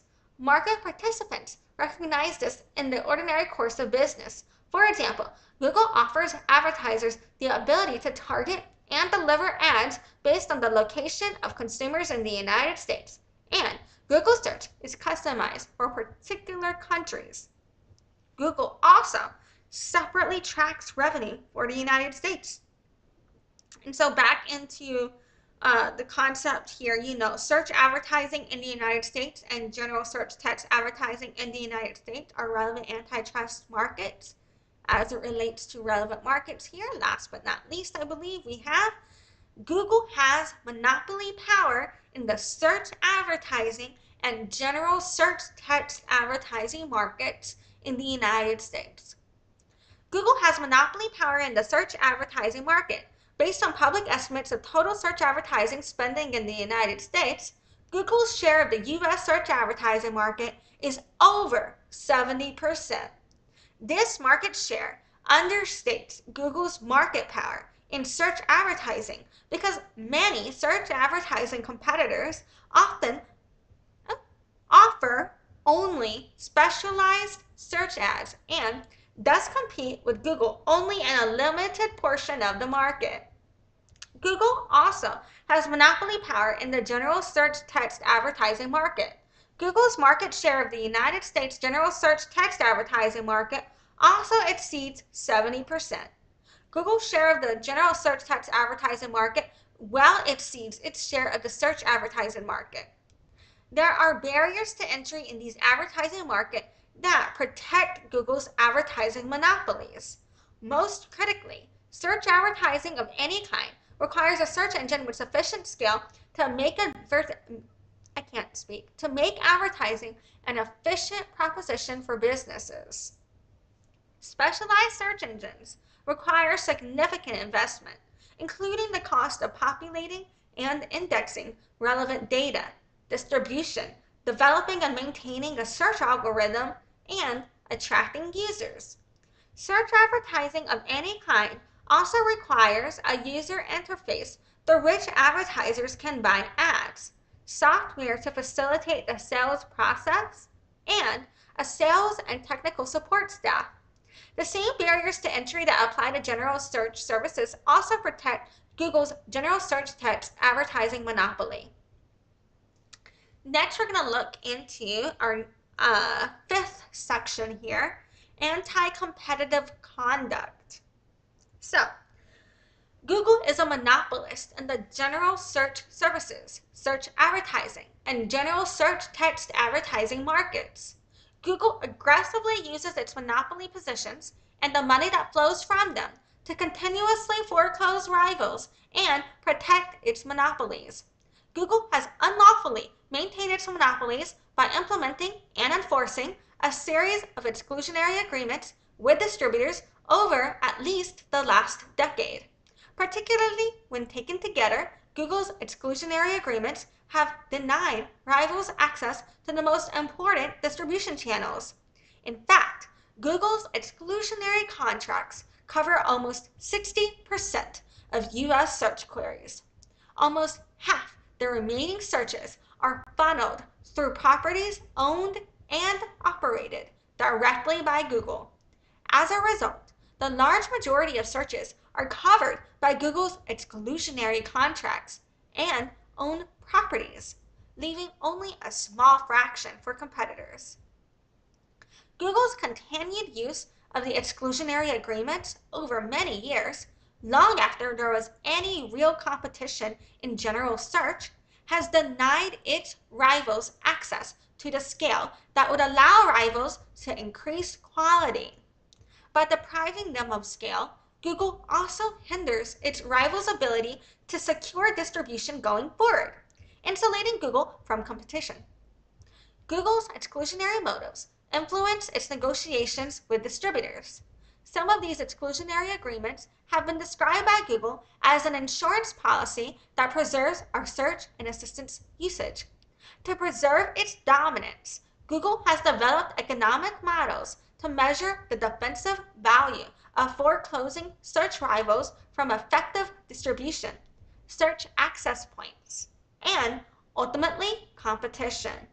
Google recognized it could pay search distributors to protect its market share from erosion. Google continues to Google continues to focus on the exclusionary defensive value of its distribution contracts as it tries to expand its search defensive value. It's attributable to protecting access to search and other Google services that may otherwise be blocked in a given household if a user chooses a rival. In sum, Google deprives rivals of the quality, reach, and financial position necessary to mount any meaningful competition to Google's long-standing monopolies. By foreclosing competition from rivals, Google harms consumers and advertisers. Now we're going to address Section A. Google's agreements lock up mobile distribution of search. And this is in relation to Section 5, the Anti-Competitive Conduct. So, A. Google's agreements lock up mobile distribution of search. Launched in the infancy of mobile smartphones, Google's strategy to ward off competition for mobile search distribution had two parts. First, Google expanded its existing search deal with Apple to cover mobile. Second, for other mobile distributors, Google offered its Android operating system for free, but with a series of interlocking distribution agreements to ensure its search engine dominance in the Android ecosystem. Google's strategy worked. Google has almost completely shut out its competitors from mobile distribution. As one executive for a competing search product recognized in frustration last year, Google essentially has locked up all distribution with its Apple deal and restrictive Android licensing terms, leaving the competitor's product with no mobile value. Next, let's look at item number 1, distribution on Apple iOS devices.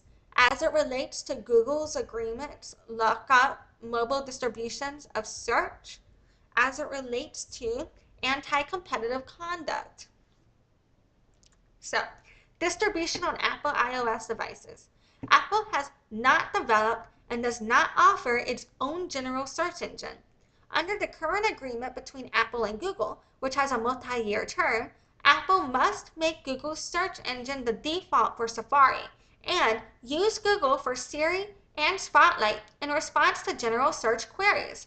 In exchange for this privileged access to Apple's massive consumer base, Google pays Apple billions of dollars in advertising revenue each year, with public estimates ranging around $8 to $12 billion. The revenues Google shares with Apple make up approximately 15 to 20% of Apple's worldwide net income.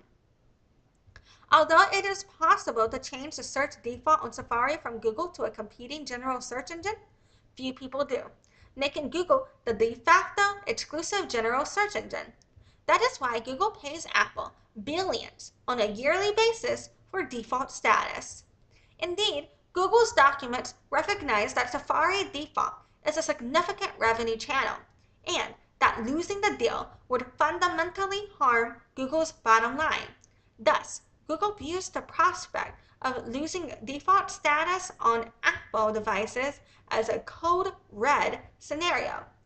In short, Google pays Apple billions to be the default search provider, in part because Google knows the agreement increases the company's valuable scale. This simultaneously denies that scale to rivals. Apple's revenue share agreements incentivizes Apple to push more and more search traffic to Google and accommodate Google's strategy of denying scale to rivals.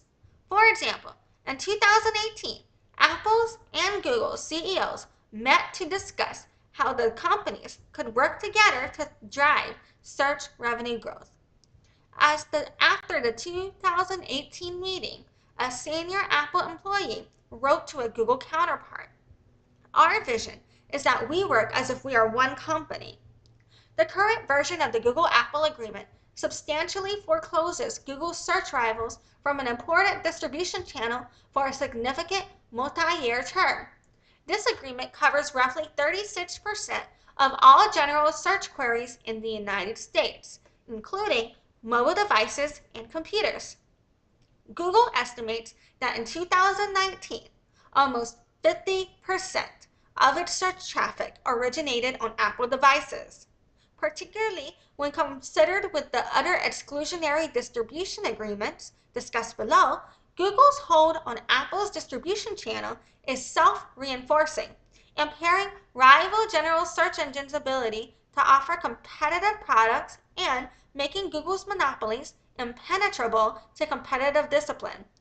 By paying Apple a portion of the monopoly rents extracted from advertisers, Google has aligned Apple's financial incentives with its own and set the price of bidding for distribution extraordinarily high, in the billions.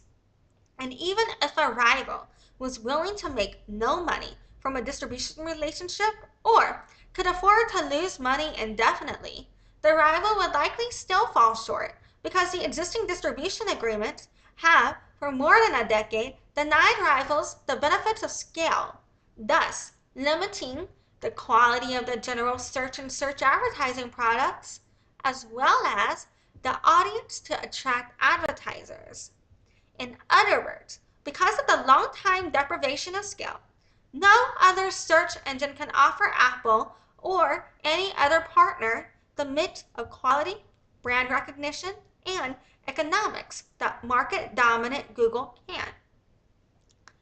And then we're going to move into item number 2 here, distribution on Android devices, as it relates to Google's agreements lock up mobile distribution of search as it relates to anti-competitive conduct.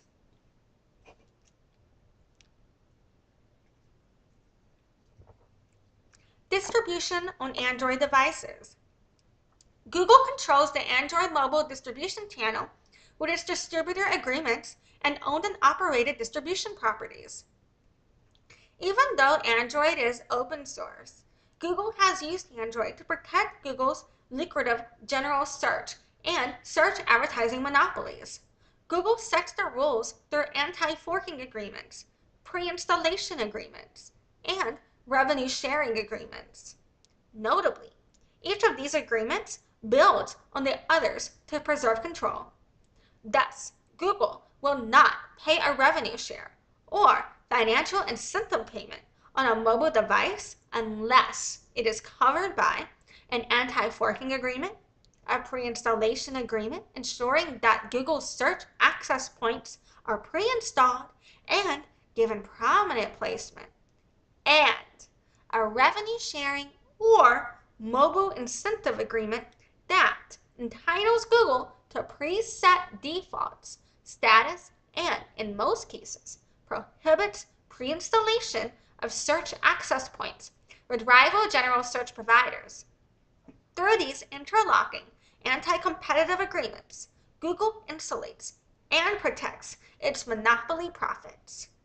One internal Google analysis of these restrictive agreements concluded that only 1% of Google's worldwide Android search revenue was currently at risk to competitors. This analysis noted that the growth in Google's search advertising revenue from Android distribution was driven by increased platform protection efforts and agreements.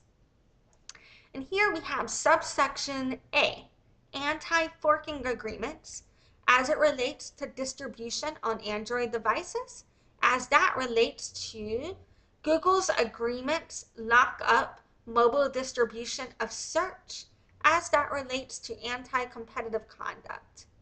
So, anti-forking agreements.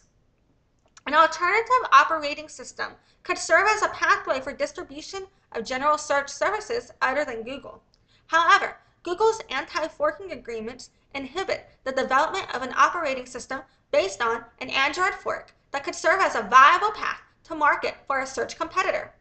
Developing an operating system from scratch is extremely expensive, but a manufacturer could start with existing Android open source code for a fraction of the cost. Moreover, the cost to app developers of porting GMS-compatible Android apps to an Android fork are substantially less than developing apps for an entirely new operating system. Google's anti-forking agreements, however, have inhibited operating systems innovation through forking, ensuring that manufacturers and distributors are beholden to Google's version of Android. Distributors noted that any violation of any anti-forking agreement could mean excommunication from Google's Android ecosystem, loss of access to Google's must-have Google Play services and Google Play, and millions or even billions of dollars in lost revenue sharing. Thus, distributors avoid anything that Google might deem fragmentation, a term that Google purposely leaves very vague and interprets broadly. Pursuant to the pre-installation agreements discussed below, Google also has final say over whether a device is found to be compatible with the technical specifications Google requires manufacturers to meet before they can pre-install Google mobile services. As a Google engineer noted, it must be obvious to the manufacturers that we are using compatibility as a club to make them do things we want. Google views its anti-fragmentation mandate and its final approval of devices before they launch as a poison pill to prevent deviation from the Google-controlled Android ecosystem. Google's broad interpretation of the anti-forking agreements and the reluctance it creates among Android distributors to support alternative versions of Android presents barriers to entry. These were on display when Amazon developed its Fire operating system, the Fire OS operating system, a competing fork of Android.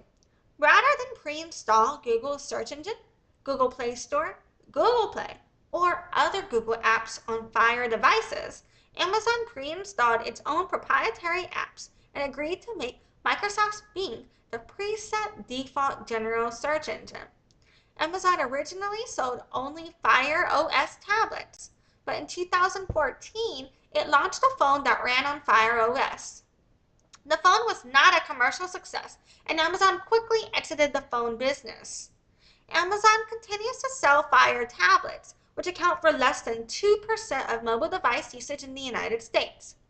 Google's anti-forking provisions and policies limited the growth of Amazon's mobile phone and of Fire OS because major manufacturers declined to support Amazon's phone out of fear doing so would risk their lucrative deals with Google. Manufacturers willing to work with Amazon did not have the same marketing and logistics capabilities as top manufacturers. Despite hundreds of millions of dollars in investment over nearly 10 years across tablets and phones, Fire OS still has not reached sufficient critical mass to challenge Google's version of Android and provide a significant alternative path to market for search rivals. No Android fork has made significant inroads to challenge Google for mobile devices, and there is no meaningful operating system alternative for manufacturers and carriers to license. These manufacturers and carriers are beholden to Google's Android ecosystem, which Google uses to preserve its monopolies in general search, search advertising, and general search text advertising. Google's anti-forking agreements further inhibit the development of alternative Android operating systems for the next generation of search distribution channels, such as smartwatches, smart speakers, smart TVs, and connected automobiles. Then we're going to move into subsection B, pre-installation agreements. And again, this is in relation to distribution on Android devices as it relates to Google's agreements lock up mobile distribution of search as it relates to anti-competitive conduct. So,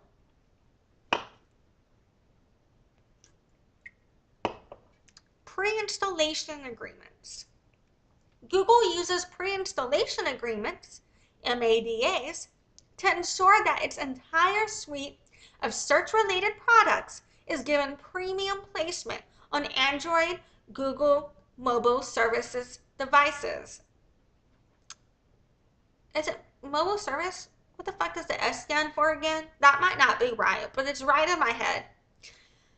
The Google mobile, I'm pretty confident on. I'm blanking on the S. I'm pretty sure it's service though. I could be wrong.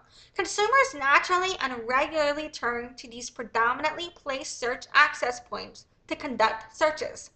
Pre-installation agreements also reinforce Google's anti-forking requirements, either by including an anti-forking clause of their own or, more commonly, requiring device manufacturers to be signatories to an anti-forking agreement.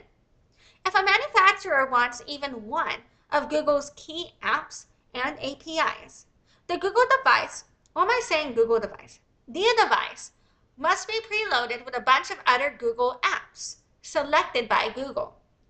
The 6 core apps are Google Play, Chrome, Google Search App, Gmail, Maps, and YouTube. Manufacturers must pre-install the core apps in a manner that prevents the consumer from deleting them, regardless of whether the consumer wants them. These pre-installation agreements cover almost all Android devices sold in the United States. Google's pre-installation agreements effectuate a tie. That is, they condition the distribution of Google Play and Google Play services to the distribution of these other apps. This tie reinforces Google's monopolies. The pre-installation agreements provide Android device manufacturers an all-or-nothing choice. If a manufacturer wants Google Play or Google Play services, then the manufacturer must also pre-install, and in some cases give premium placement to, an entire suite of Google apps, including Google search products. The forced pre-installation of Google's apps deters manufacturers from pre-installing those of competitors. This forecloses distribution opportunities to rival general search engines, protecting Google's monopolies. Google recognizes it could make the phone experience better for users by ensuring preloaded apps are deletable. In large part, this is because users can free up space by deleting apps they don't want. Consumers desiring to use non-Google search access points thus suffer because they cannot save storage space on their devices by deleting unwanted Google apps.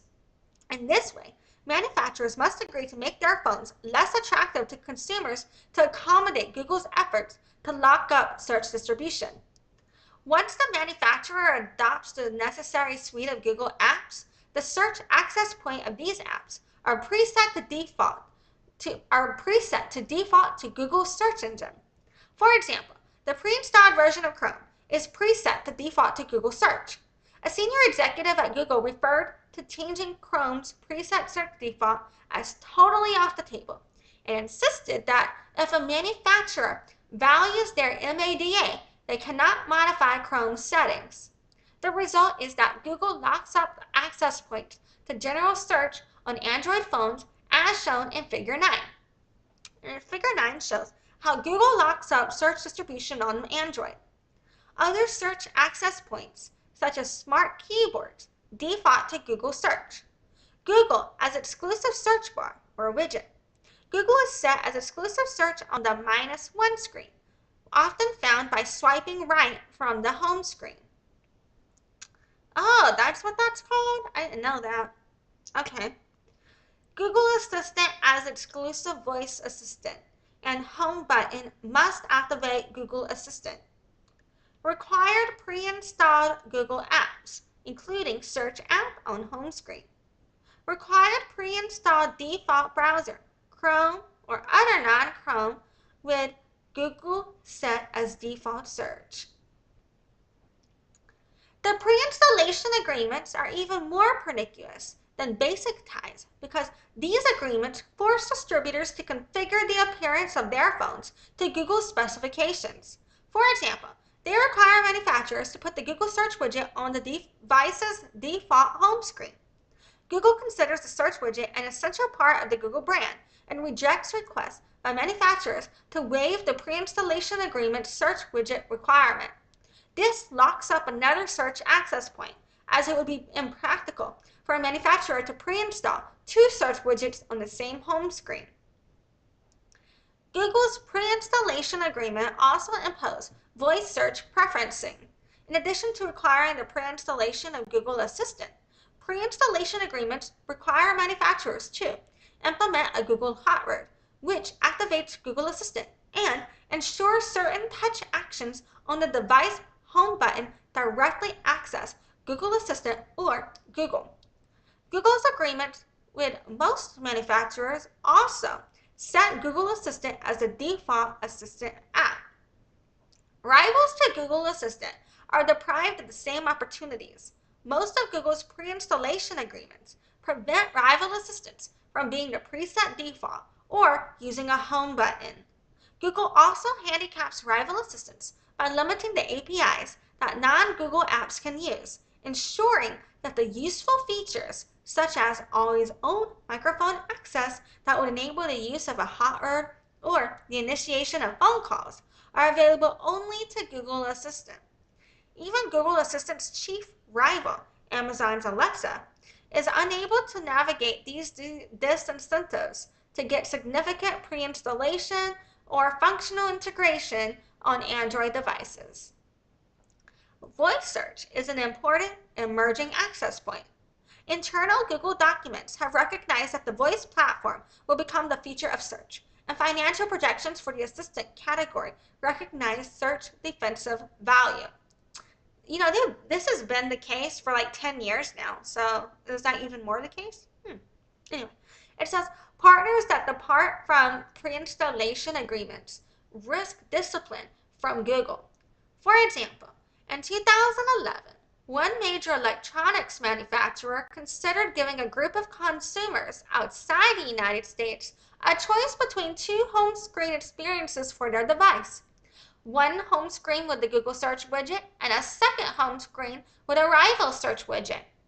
Discussing this proposal with colleagues, one Google employee noted, allowing a mode that does not have Google as a default search provider and completely changes the home screen would violate Google's terms and risk breach.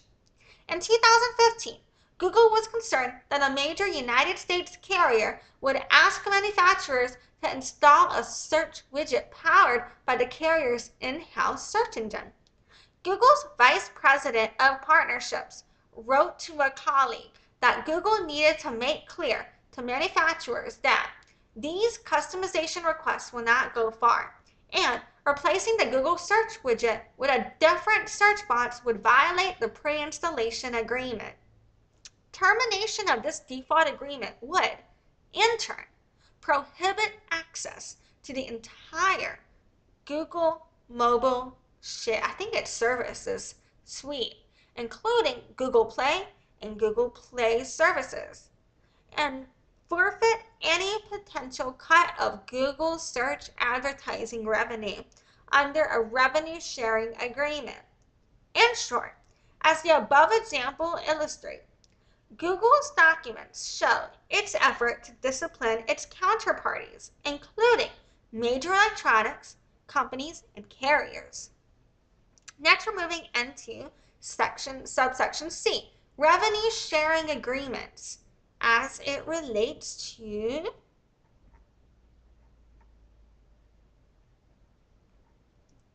distribution on Android devices as it relates to Google's agreement to lock up mobile distribution of search as it relates to anti-competitive conduct.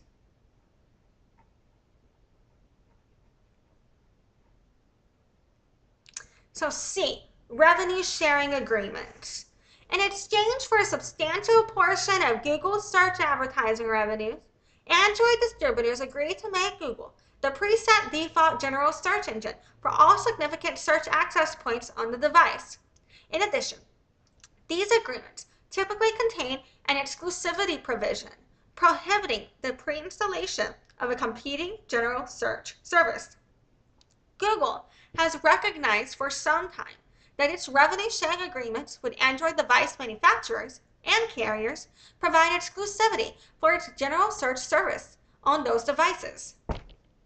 As stated explicitly in a draft 2014 Google strategy deck in figures 10 and 11 below, Google's revenue sharing arrangements with Android manufacturers, or OEMs, provides exclusivity of search, and its deals with carriers similarly prevent the pre-installation of other search engines or browsers, thus enabling Google to protect search exclusivity on the device as it makes its way to the user.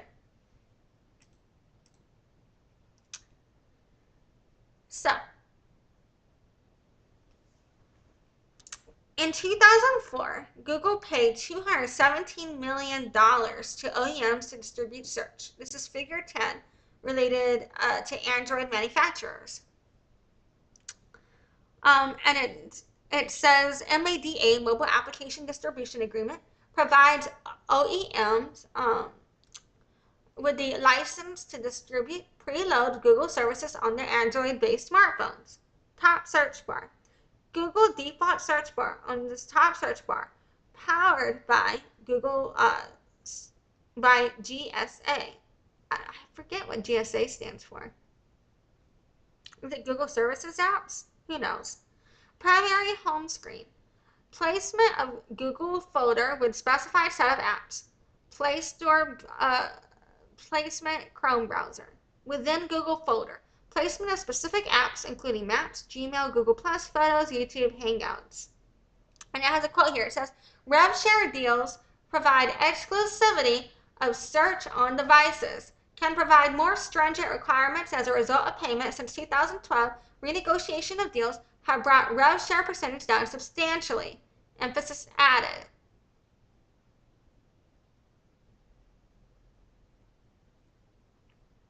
And in here, it also says, most of our partners have agreed to match this baseline.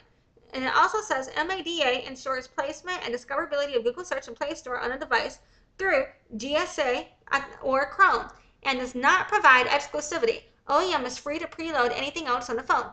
OEM rev share deals are global. However, we only pay OEMs if we do not have a competing deal with a carrier.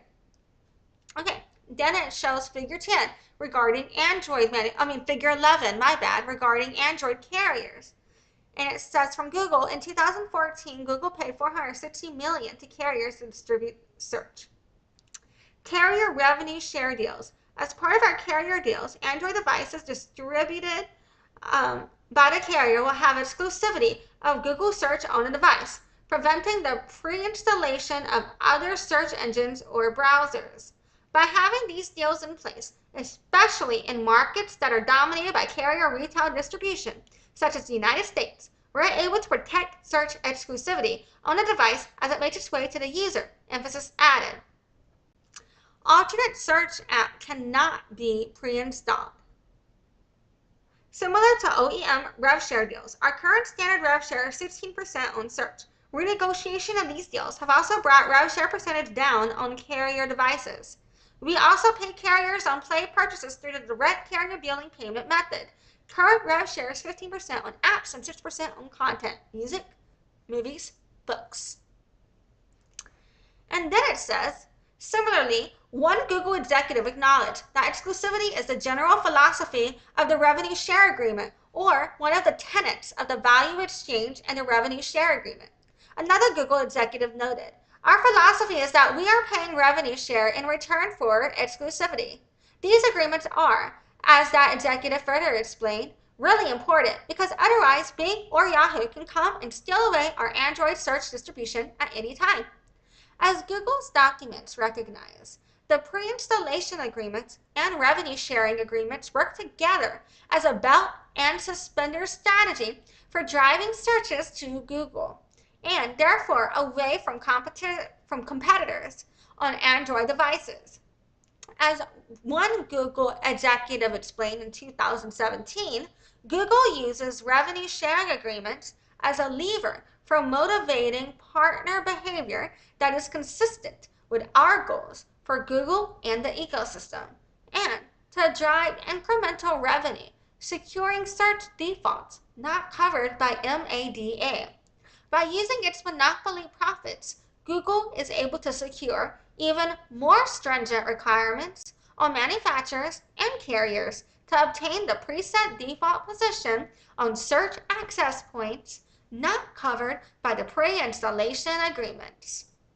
The combined result of Google's pre-installation and revenue sharing agreements is to lock up the main pathways through which consumers access search on Android devices, thus foreclosing rivals and protecting Google's monopoly positions. The size of Google's payments to Android distributors demonstrates that the enormous value of default status and exclusivity provided by the agreements. Last year, Google paid major U.S. carriers collectively more than $1 billion. Other channels of distribution left for competitors are far inferior to those paid for by Google and protected by its agreements. For example, a consumer can, in theory, download a competing search app on his or her own. But, as one of Google's executives bluntly put it, most users just use what comes on the devices and do not attempt to download or use other general search services. Google's revenue sharing partners turn down opportunities to pre-install or otherwise enable innovative search-related apps because those new partnerships could violate Google's demand for exclusivity. Google also uses its agreements to ensure that new search access points are not available to competitors. For example, Google developed a smart keyboard, a mobile app that can be used as an alternative for the standard issued keyboards on smartphones.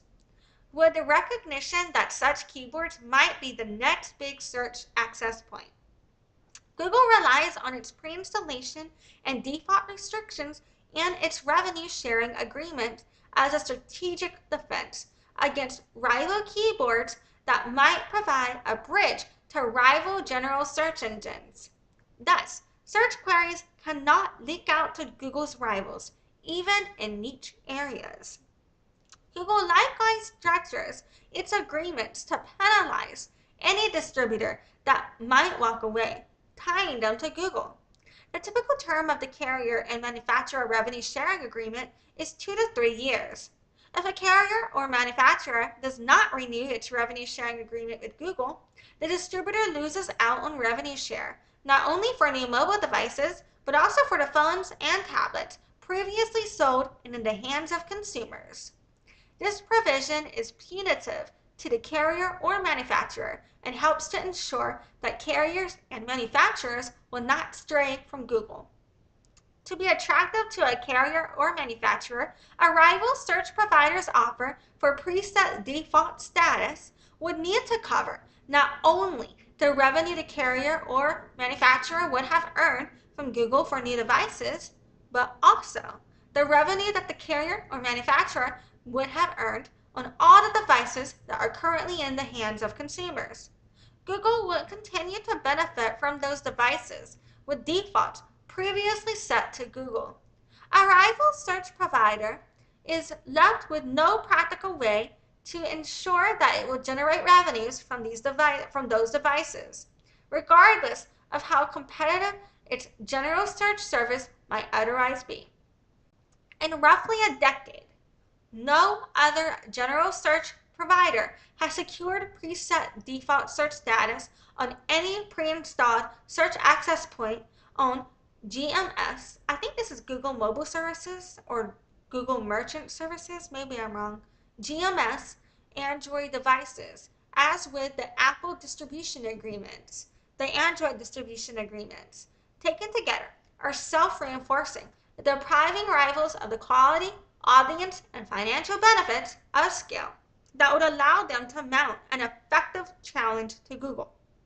Particularly for newer entrants, the revenue sharing agreements present a substantial barrier to entry.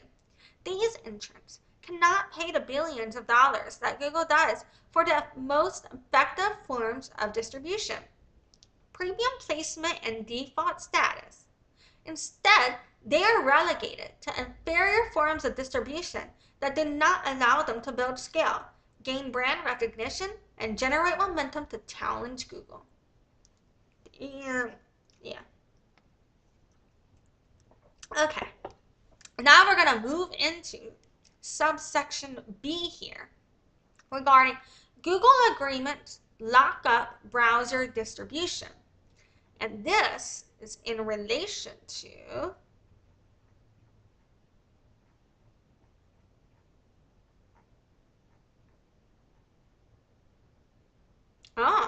so we're moving out of Google's agreement lockup mobile distribution of search, and now this is going back. So we're moving out of that. So it's this whole new thing. It is now going into B, Google's agreements lockup browser distribution. So first we were on search, now we're on Google agreements lockup browser distribution as it relates to, I believe, just double checking, I don't want to be wrong. Yes, as it relates to anti-competitive conduct. So as it relates to anti-competitive conduct, we are now moving into subsection B here. Google agreements lock up browser distribution.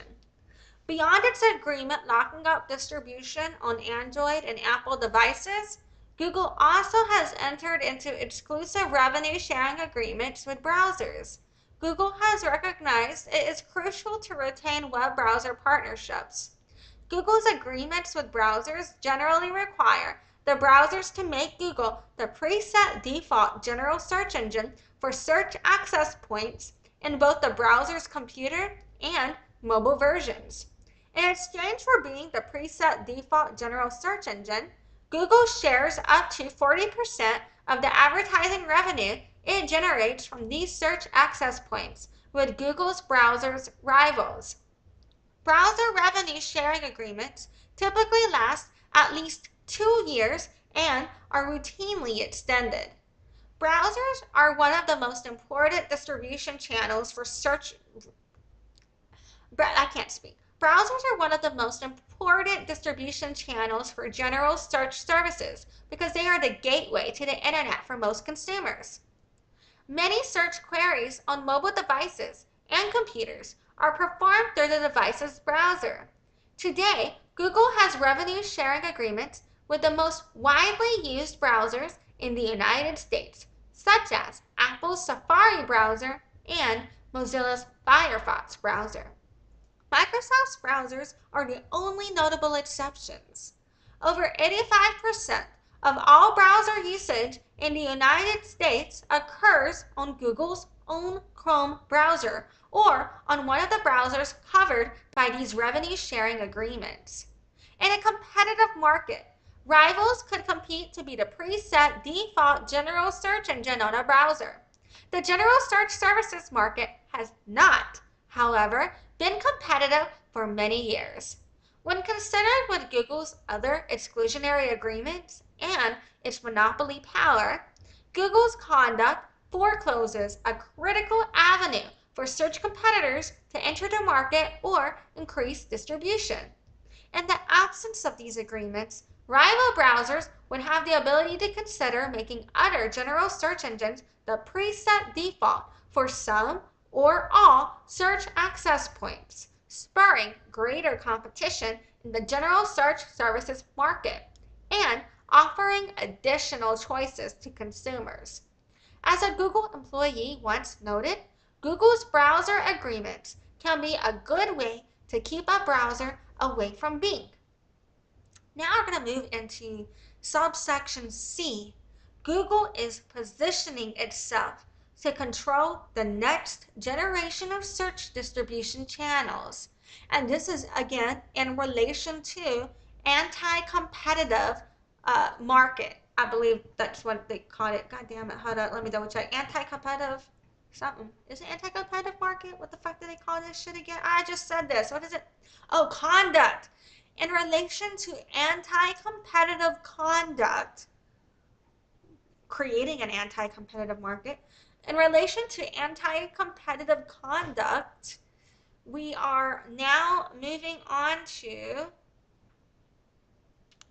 C. Wait, is that? Yeah, C. Google is positioning itself to control the next generation of search distribution channels. So, although mobile phones and computers account for the vast majority of general searches on the internet today, in the future, an increasing number of searches will likely be conducted on next-generation devices such as smartwatches, smart speakers, smart TVs, and connected automobiles. Google is positioning itself to control these emerging channels for search distribution, excluding new and established rivals. As noted above, Google has interpreted its anti-forking agreements, AFAs, and ACCs with Android mobile partners to cover next-generation devices. Additionally, Google uses other points of leverage in the mobile channel to discourage mobile partners from working with rival operating systems on next-generation devices. The result is that Google is positioned to retain control over the operating systems that power next-generation devices manufactured by mobile partners, and to inhibit adoption of alternative search services on those devices. Google also requires connected device manufacturers that do not sell Android mobile phones to agree to restrictive contract terms that mirror the effects of the mobile distribution agreements. For instance, Google partners with automobile manufacturers on the condition that they not pre-install rival search-related apps. Google has similarly restrictive agreements with smartwatch manufacturers. Its agreements to license Google's free smartwatch operating system, Wear OS, prohibit manufacturers from pre-installing any third-party software, including any rival search services. Additionally, Google refuses to license its Google Assistant to Internet of Things device manufacturers that would host another voice assistant simultaneously, a feature commonly known as concurrency. Through concurrency, a rival voice assistant could grow in popularity to challenge Google for control over the way that consumers access the internet generally, even on more established devices such as mobile phones. Google recognizes that concurrency is a feature that consumers would value, but it sees too great a competitive risk from allowing consumers to decide which voice assistant to use on a case-by-case basis. Finally, Google uses its control over hardware products, including smart speakers and Google Nest smart home products, to protect its general search monopoly. Google recognizes that its hardware products also have huge defensive value in virtual assistant space and combating query erosion in core search business. Looking ahead to the future of search, Google sees that Alexa and others may increasingly be a substitute for search and browsers, with additional sophistication and push into screen devices.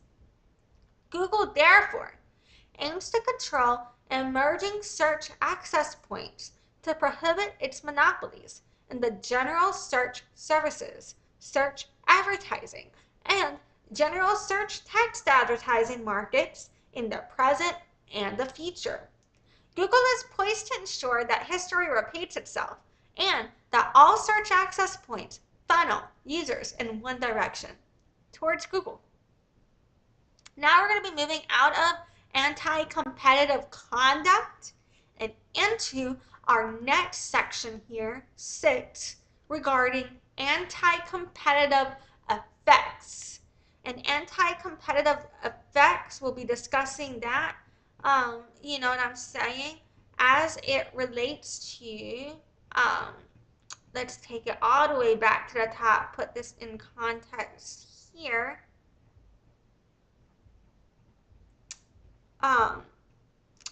Our 6th section, I believe that is the 6th section of this entire document, but I want to make sure,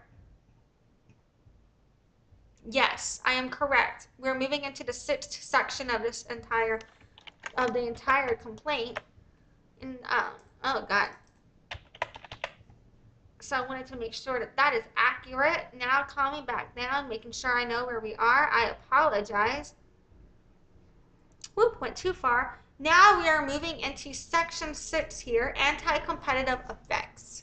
So, Google has maintained unlawful monopolies in the general search services, search advertising, and general search text advertising markets through its many exclusionary agreements and other conduct that have separately and collectively harmed competition by A. Substantially foreclosing competition in general search services and protecting a large majority of search queries in the United States against any meaningful competition. B. Excluding general search services rivals from effective distribution channels, thereby denying rivals the necessary scale to compete effectively in the general search services, search advertising, and general search text advertising markets. C. Impeding the other potential distribution paths for general search services rivals. D. Increasing barriers to entry and excluding competition at emerging search access points from nascent competitors on both computers and mobile devices. E. Stunting innovation in new products that could serve as alternative search access points or disruptors to the traditional Google search model. And F. Insulating Google from significant competitive pressure to improve its general search, search advertising, and general search text advertising products and services. By restricting competition in general search services, Google's conduct has harmed consumers by reducing the quality of general search services, including dimensions such as privacy, data protection, and use of consumer data, lessening choice in general search services and impeding innovation. Google's exclusionary conduct also substantially forecloses competition in the search advertising and general search text advertising markets, harming advertisers. By suppressing competition, Google has more power to manipulate the quantity of ad inventory and auction dynamics in ways that allow it to charge advertisers more than it could in a competitive market. Google can also reduce the quality of the services it provides to advertisers, including by restricting the information it offers to advertisers about their marketing campaigns. Google's conduct has also harmed competition by impeding the distribution of innovative apps that offer search features that would otherwise challenge Google. Google has also harmed competition by raising rivals' costs and foreclosing them from effective distribution channels, such as distribution through voice assistant providers, preventing them from meaningfully challenging Google's monopoly in general search services. Google's monopoly in general search services also has given the company extraordinary power as the gateway to the internet, which it uses to promote its own web content and increase its profits. Google originally prided itself as being the turnstile to the internet, sending users off its result pages through organic links designed to connect the users with a third-party website that would best answer a user query. Over time, however, Google has pushed the organic links further and further down the results page, and featured more search advertising results and Google's own vertical or specialized search offerings.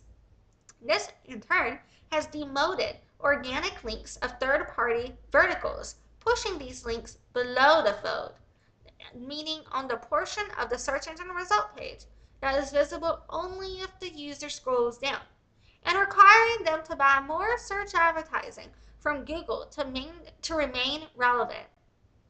This raises their costs, reduces their competitiveness, and limits their incentive and ability to invest in innovations that could be attractive to users. Not surprisingly, investors also report being unwilling to provide funding to vertical startups with business models similar to or potentially competitive with Google's search advertising monopoly. Absent Google's exclusionary agreements and other conduct, dynamic competition for general search services would lead to higher quality search, increased consumer choice, and a more beneficial user experience. In addition, more competitive search advertising in general search text advertising markets would allow advertisers to purchase ads at more attractive terms with better quality and service. Finally, the incentives and abilities for companies to develop and distribute innovative search products would be restored, resulting in more options, better products, and higher consumer welfare overall. The The anti-competitive effects flowing from Google's distribution agreements, particularly when considered collectively, have allowed Google to develop and maintain monopolies in the market for general search services, search advertising, and general search text advertising. These anti-competitive effects outweigh any benefits from those agreements, or those benefits could be accomplished by less restrictive means. Yeah. Okay, now we will be moving into section 7 here regarding violations alleged. So we're moving out of the anti-competitive effects talk, and now we are into violations alleged. First, claim for relief. Maintaining a monopoly of general search services in violation of Sherman Act 2. Section 2. Plaintiffs incorporate the allegations of paragraphs 1 through 172 above. General search services in the United States is a relevant antitrust market, and Google has monopoly power in that market. Google has willfully maintained and abused its monopoly power in general search services through anti-competitive and exclusionary distribution agreements that lock up the preset default positions for search access points on browsers, mobile devices, computers, and other devices. Computers and other devices require pre-installation and prominent placement of Google's apps, tie Google's search access points to Google Play and Google APIs, and other restrictions that drive queries to Google at the expense of search rivals. Google's exclusionary conduct has foreclosed a substantial share of the Google search services market. Google's anti-competitive acts have had harmful effects on competition and consumers. The anti-competitive effects of Google's exclusionary agreements outweigh any pro-competitive benefits in this market, or can be achieved through less restrictive means. Google's anti-competitive and exclusionary practices violate Section 2 of the Sherman Act. Second claim for relief. Maintaining a monopoly of search advertising in violation of Sherman Act Section 2. Plaintiffs incorporate the allegations of paragraphs 1 through 172 above. Search advertising in the United States is a relevant antitrust market, and Google has monopoly power in that market. Google has willfully maintained and abused its monopoly power in search advertising through anti-competitive and exclusionary distribution agreements that lock up the preset default positions for search access points on browsers, mobile devices, computers, and other devices. Require pre-installation and prominent placement of Google's apps. Tie Google's search access points to Google Play and Google APIs, and other restrictions that benefit Google at the expense of search advertising rivals.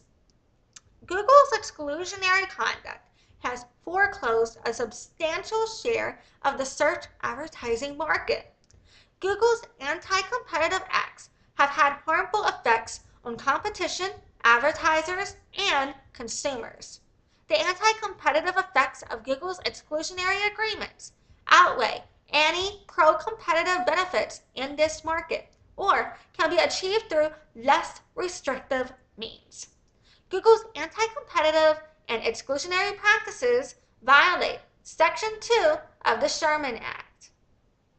Third claim for relief: maintaining monopoly of general search text advertising in violation of Sherman Act Section 2. Plaintiffs incorporate the allegations of paragraphs 1 through 172 above. General search text advertising in the United States is a relevant antitrust market, and Google has monopoly power in that market.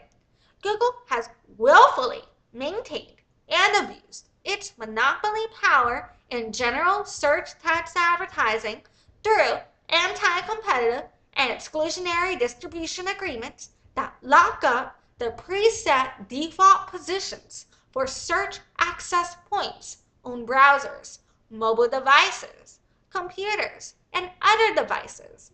Require pre-installation and prominent placement of Google's apps.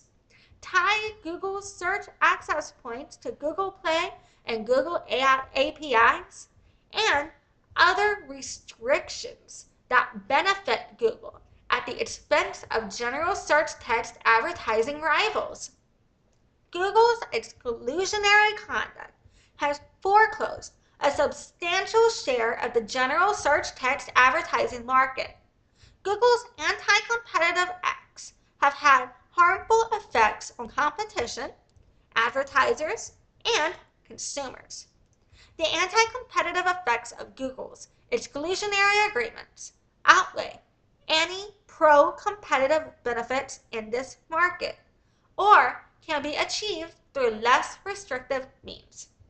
Google's anti-competitive and exclusionary practices violate Section 2 of the Sherman Act.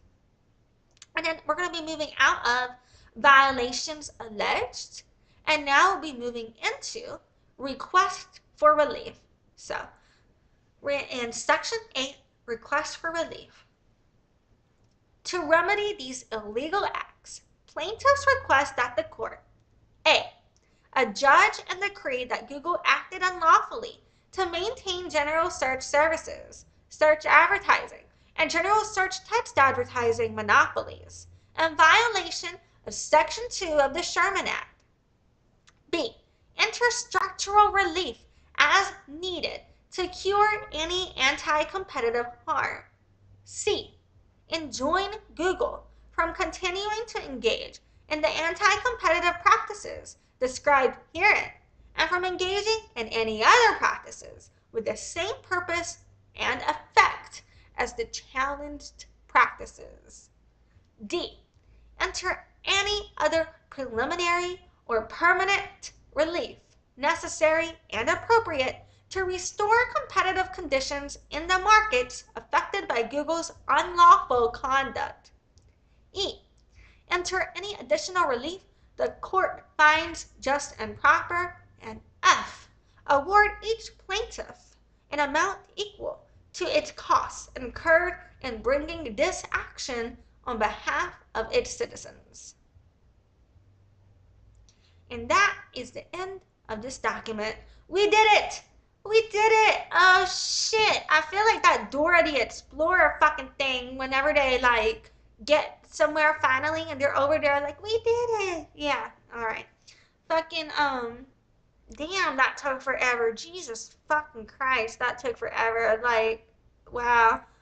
Okay, so, I'm really glad that I read that thing because that really did clear up the confusion for me. So previously I was confused and like not entirely sure of from trying to process being in information overload with all of the stuff that I read last time, where I literally went through like all of the material I could find, the pre-trial brief, the post-trial briefs, the uh, slideshow for the evidence, for the presentations, for the dockets in the court, like all of that, I started getting confused as to, okay, is this a case regarding advertising or is this a case regarding the search engine aspect of Google as a monopoly?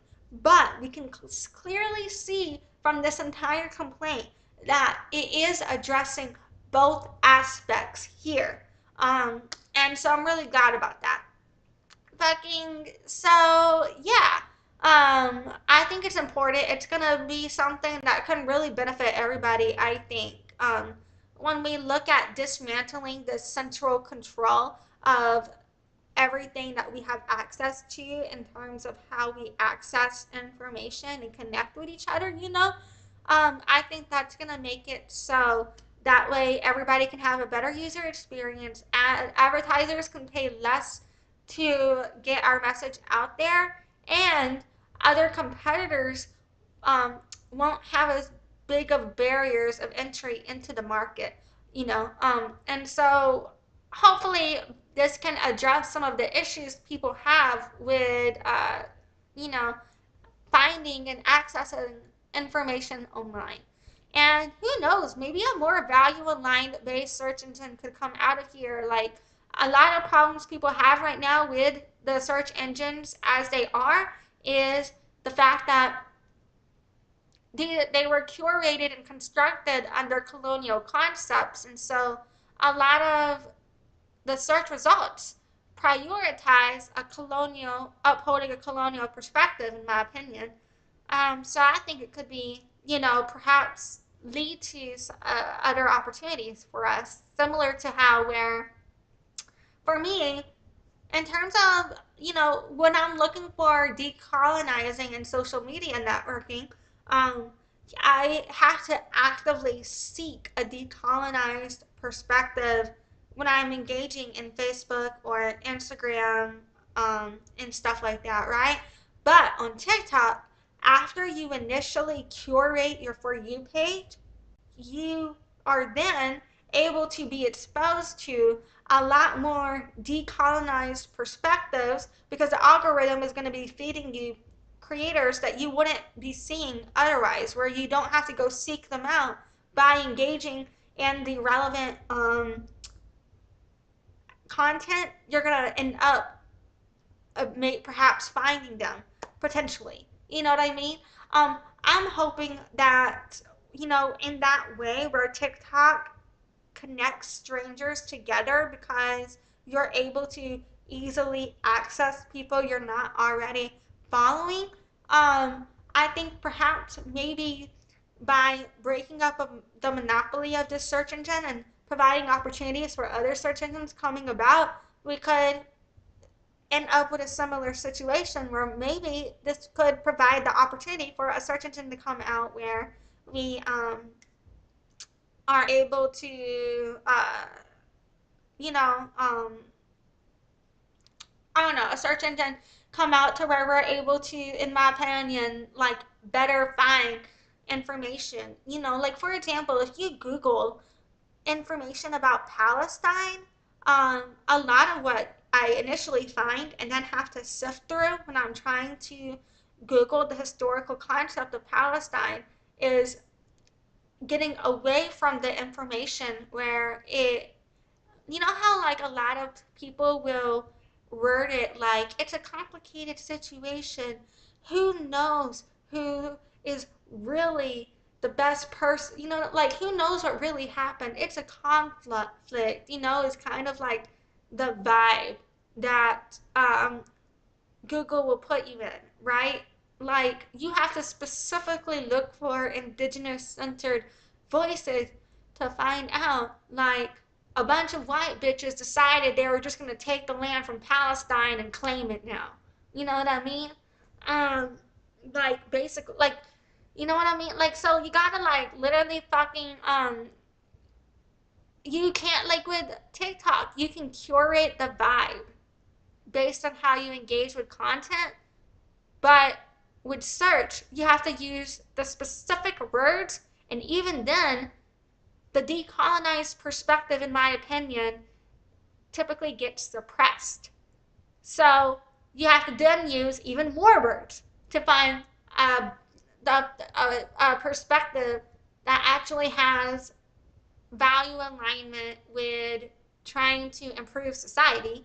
Otherwise, your initial search results from Google can often be from what is going to uphold the colonial capitalist constructs, in my opinion. You know what I'm saying? So I'm hoping that perhaps it could be a good thing.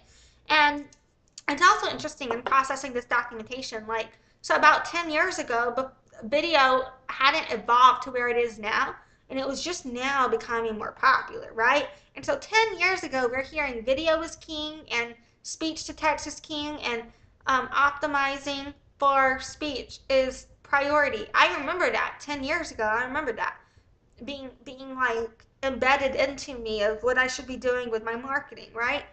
And so I think it's interesting to see how much faster video developed, where speech, it has developed, but it's not nearly as rapid growth as video. It's just now starting to catch up, in my opinion, with where if you don't include prioritizing for speech, you're going to significantly suffer.